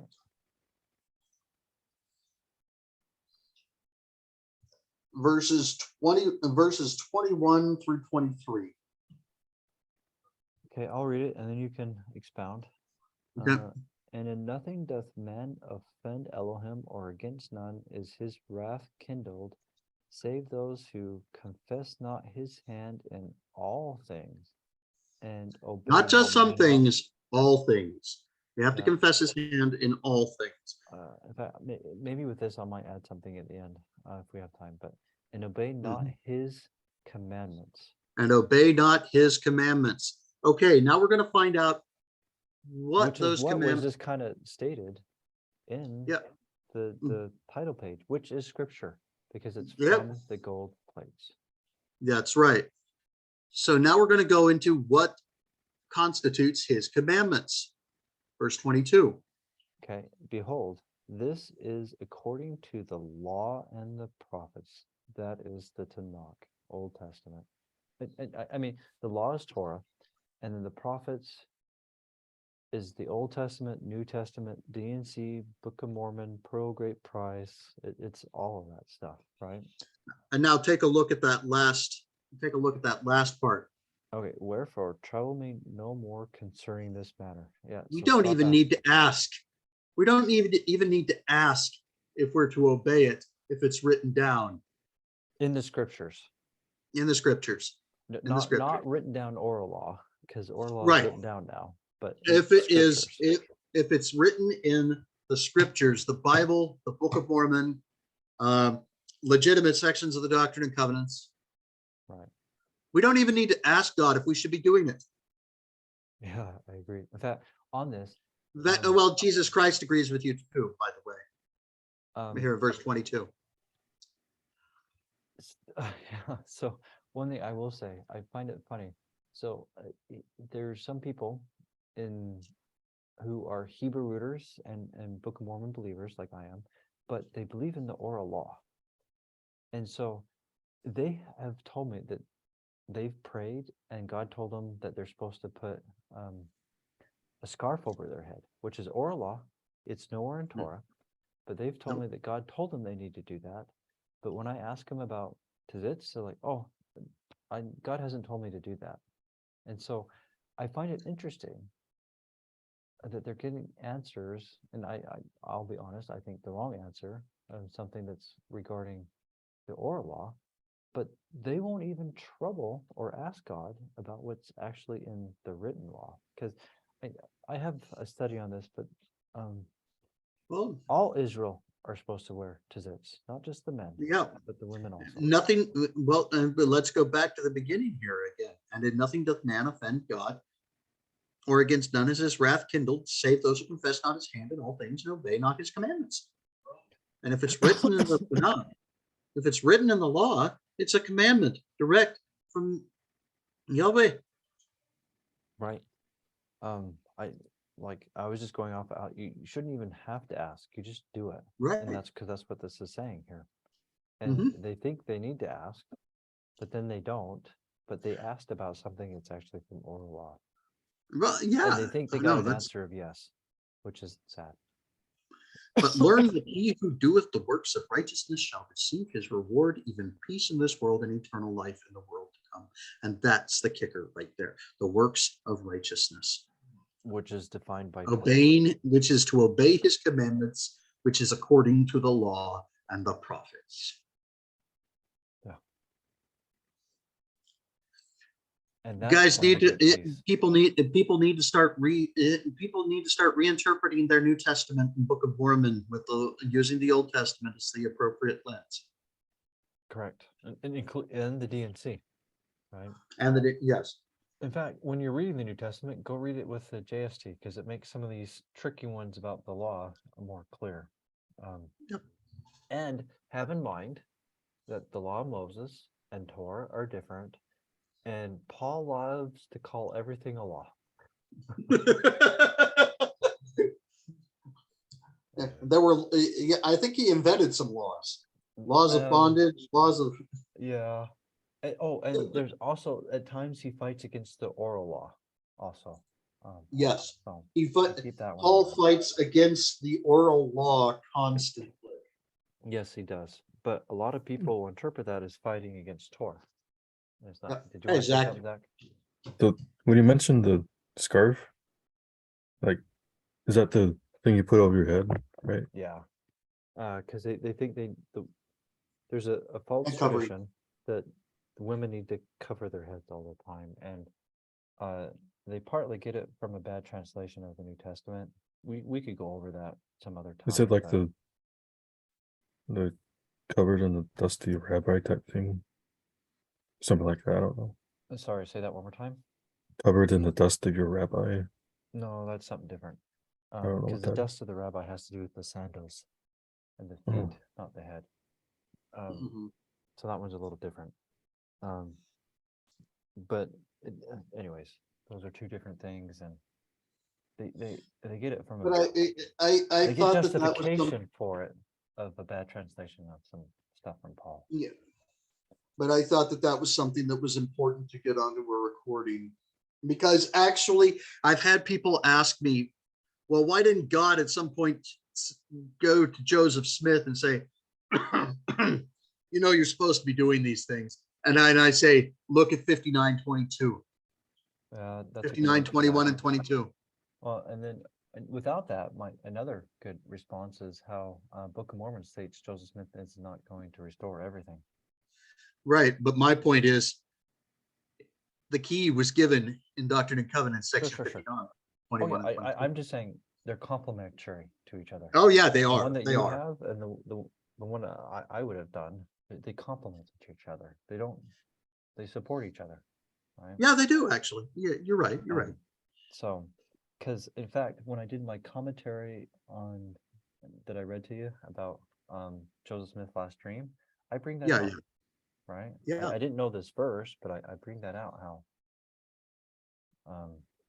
they shouldn't rely upon Joseph Smith for everything, which is what a lot of people who leave the LDS Church want to do, because they're like, well, did Joseph Smith teach it? Does it matter? Joseph Smith said not to rely upon him for everything. Yeah. In fact, and right here in 59:22, Yeah, that tells you everything that you need to know. yeah, Behold, this is according to the law and the prophets. So if according to the law, if obeying the commandments is according to the law and the prophets, you guys need to revisit your third Nephi understandings and your New Testament understanding, because you don't have it right. Because God in this last dispensation said that the obeying the commandments was according to the law and the prophets. right. Well, and then we have a recording that shows how after 3rd Nephi 11, Torah is still valid according to Amen. what's being taught in the Book of Mormon, right? Mhm. After 3rd Nephi 11, which is after the death and resurrection of the Messiah, Torah is still valid. Yep. I think though most people don't catch it because they don't study Torah, so they don't see when it's actually teaching Torah. And a lot of it is Instead. because the reason they don't study Torah is because of this idea given to them by their Gentile Christian understanding that Jesus did away with the law. Right, and I think a lot of that deals with the fact that Jews and Gentiles alike think Torah and Law of Moses are the same, but they're different. They're very different things. One is filled with eternal principles, and the other was a carnal law carved in flesh. Right, and I agree with that, and I would say into this that it was a punishment given to point them to the real solution. And yeah, and just like circumcision. Yeah. Circumcision was also a punishment meant to point to the real solution, which was baptism. Right. Anyways, I think that also deals with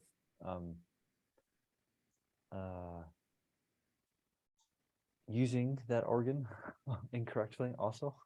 But anyway, I do believe, but I do believe, like the law of Moses, right?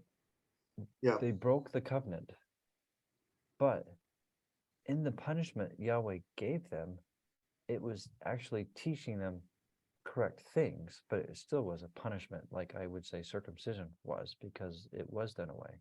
Because those who say it's not and believe in the Book of Mormon, you have a problem with Moroni 8, and those who believe in the D&C, oh, I forget the D&C section. Let me see. But there's the D&C section also. Well, and you're 74, actually, and you have the Yeah. JST also. and you're also ignoring the JST where circumcision, 17. JST Genesis 17, where it states in no place in that whole chapter that circumcision was a forever law. Correct. It was a punishment. And think in there where it kind of brings out that it was a punishment, actually. Yeah. Yep. But and also, you're misinterpreting things in the books of Acts also. But anyways, that's a whole nother discussion. Whole nother can of worms. Yeah. But I see circumcision was a temporary punishment. Punishments can be temporary, where the law is not. Yeah. In general, but I do understand that those punishments are to some degree considered a law, but there were addendum Right. laws, right? Well, it's I call them what I tend to call them is statutory laws. Okay. Because Because those are actually laws that have an end built into them. So actually, let's go look at that word then. I believe that's the case, but I may be wrong, and I may need to change the wording I use on that. Sure, Yeah, sure. let's take a No, look that at it. that would be interesting though, because if that, I like the concept. I'm not a lawyer, so I don't. Mhm. But that would. Let's see, statutory. Statutory. It's yeah, there we go. No, it's not statuary. That's statuary. Statutory.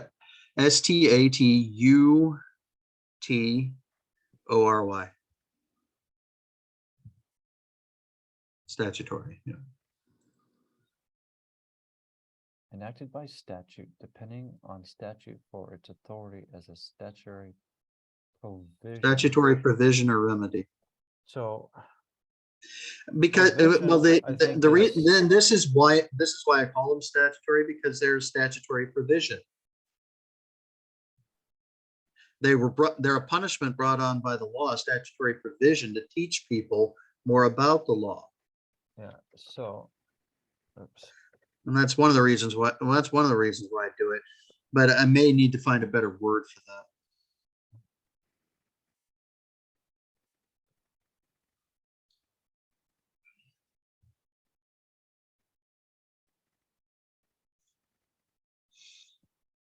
that. A statute. Yeah.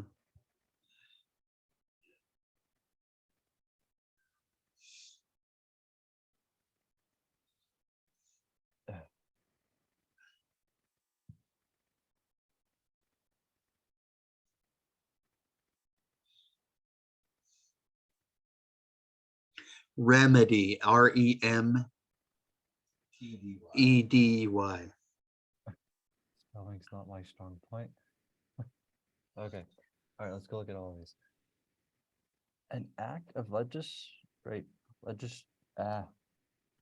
An act of the legislature of a state that extends its binding force to all the citizens or subjects of that state, as distinguished from an act which extends only to an individual or company. An act of the legislature commanding or prohibiting something, positive law. Statutes are distinguished from common law.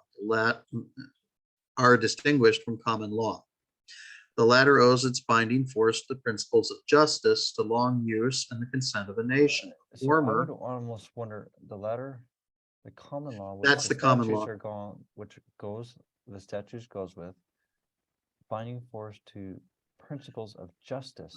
Yeah, statutes are distinguished from common law. They are different. Different. So the latter owes its binding force to the principles of justice, to long use and the consent of a nation. The former, statutes, owe their binding force to a positive command or declaration of supreme power. Okay. Applying to the acts of legislative body consisting of representatives, monarchy, laws. Well, decrees, ordinances, because the law of Moses said performances and ordinances. Yep. So there's a connection there. A special act of supreme power of a private nature, the act of a corporation. Okay. Permanent rule or laws, statutes of a university. Okay. Well, university learning, and it was part to get them to learn more what they actually needed to look for salvation, right? Yeah. Just making some connections. Okay, so provision. Yep. The act of providing or making previous preparation, things provided, preparation, measures taken beforehand, either for security, defense, or attack, for the supply of wants. We make, stores provided, stock as provision of victuals, provision of materials. Victuals, food, provender, all manner of stables for man and beast, as provisions for the table or for the family, provisions for an army. Previous stipulation, terms or agreements made or measures taken for future exigency. In the law, no provision was made to abolish the barbarous customs of the Irish. Papal provision, a previous nomination by the Pope to a benefice before it became vacant, by which practice the rightful patron was deprived of his presentation. But I think here the idea would be a previous some kind of a stipulation. Yeah. Okay, so let's read this one. That which cures remedy, that which cures disease, any medicine or application which puts an end to disease and restores health with or as a remedy for the gout, that which counteracts an evil of any kind. Because all of these were given to counteract evil. Yes, they were. With, for, to, or against, usually for. Civil government is the remedy for the evils of natural liberty.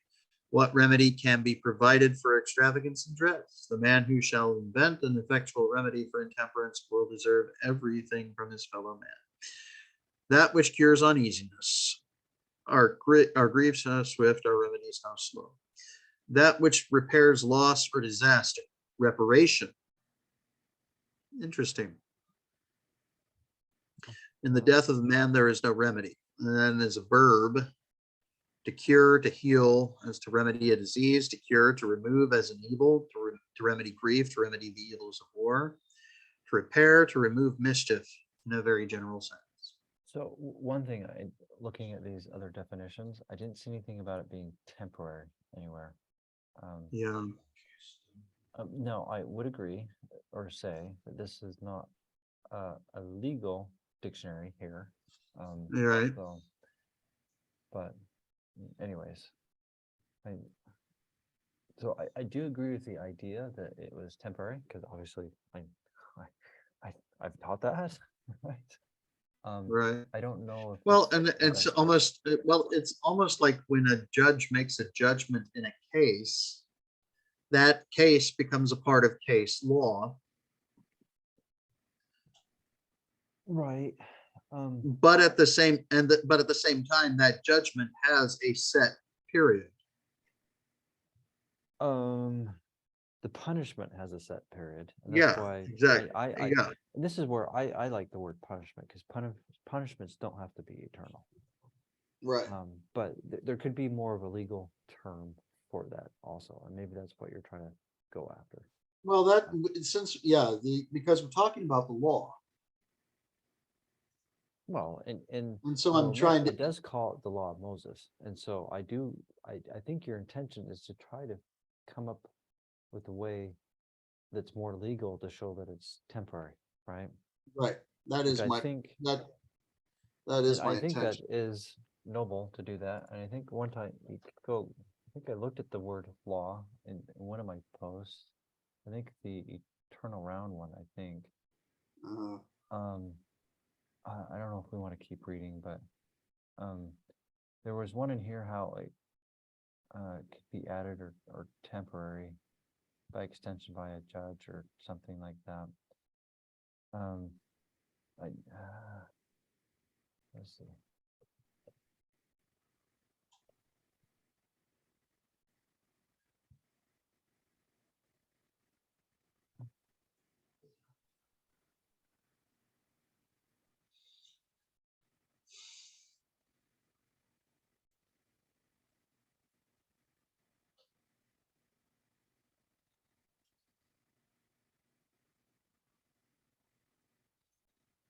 No, I love it that. was a different I love one. that meme.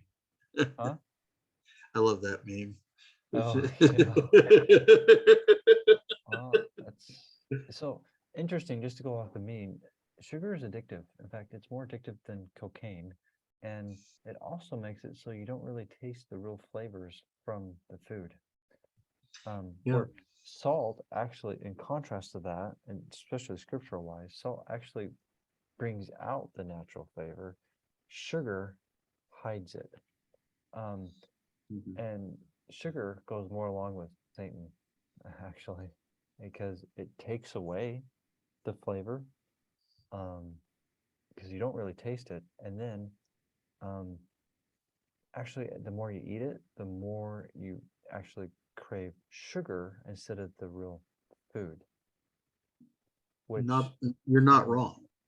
you crave more the sin instead of what it's being put on or mixed with. Because what does Satan do? He twists, he mixes together. And that's what people do with sugar. And it makes it so you desire the sugar more than the real food. I mean, I have kids. I've seen them try to take a spoon and steal sugar out of the container multiple times because they want that, not the food. But anyways. Yeah, I remember doing that a few times. I don't think I did that, to be honest. But anyways, I could be remembering wrong because I don't remember my childhood actually. But anyways, I have this terrible affliction that I don't really. I remember almost every terrible thing I've ever done. Don't dwell on it. So if we're done with this, I had another thought that went back to what you were showing in 22 and 59, 21.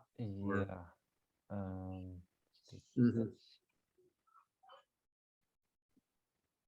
So yeah, go on. Yeah, go on. Somewhere else though. I think it's either 3. Yeah. Okay. So this is the brother of Jared seeing Yahweh's finger. Okay. So we do things with our hands, right? Our hands are symbolic of doing something. Yeah, I think they're symbolic of our works. I think finger is symbolic of directing. Now, when you tell someone to do something, you will use your finger to point them to what you want them to do. Right? Yep. Yahweh is the one directing everything, or at least the major points of it, and making sure what he wants done gets done. He's directing it. And so the brother of Jared saw how Yahweh was directing everything. That's how I read this right now. Well, yeah, I see it. I can see that symbolically. I mean, I do think symbolically. Of course, there's the literal. Of course, there's the literal thing that's happening here, but that's also symbolically he sees the direction of the Lord in all things. Going back to that 59, in no thing does man save he that acknowledges the hand of, save that he doesn't acknowledge the hand of the Lord in all things. Right. And that is a really cool connection, actually. That's pretty fun. He does do a lot of things, and his hand, his works, to some extent. I mean, he did things. Okay, I don't doubt that, but it's also being the leader, which is directing, which I think is what the finger is yes, directing and getting things to happen. Yep. Anyways, it's just a little body language there, which I think is in here. That's actually pretty good. That's actually a pretty cool connection. But when you're directing people, go watch yourself and others. When you direct, you don't use your whole hand. You use the finger. I think there's a reason for that. But that's just me reading into things. Yep. Well, unless you're giving southern directions. Now, if you're giving southern directions, then you go down that way. Then you go down that way for a piece, and the. But don't you still use one finger when you're because you're pointing, you're directing? Well, you may point with one finger, but then you also gesture with the whole other hand. Okay, but still, but the one hand's with the finger, though, right? But I'm not from the South, so I don't know. I'm just trying to. Yeah, well, we do funny things in the South. It's okay. Anyways, but like giving directions, most people will use one finger and point with it, right? Yep. Yeah. Because it's the finger, I believe, has to do with directing. But anyways, that's how I Yeah. read it. Anyway, That's a good point, right?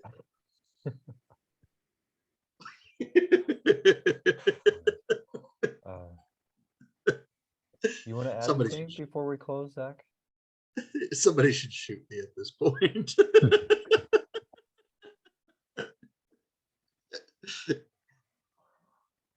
Oh, this has been great. Okay, all right. So I'm gonna pause.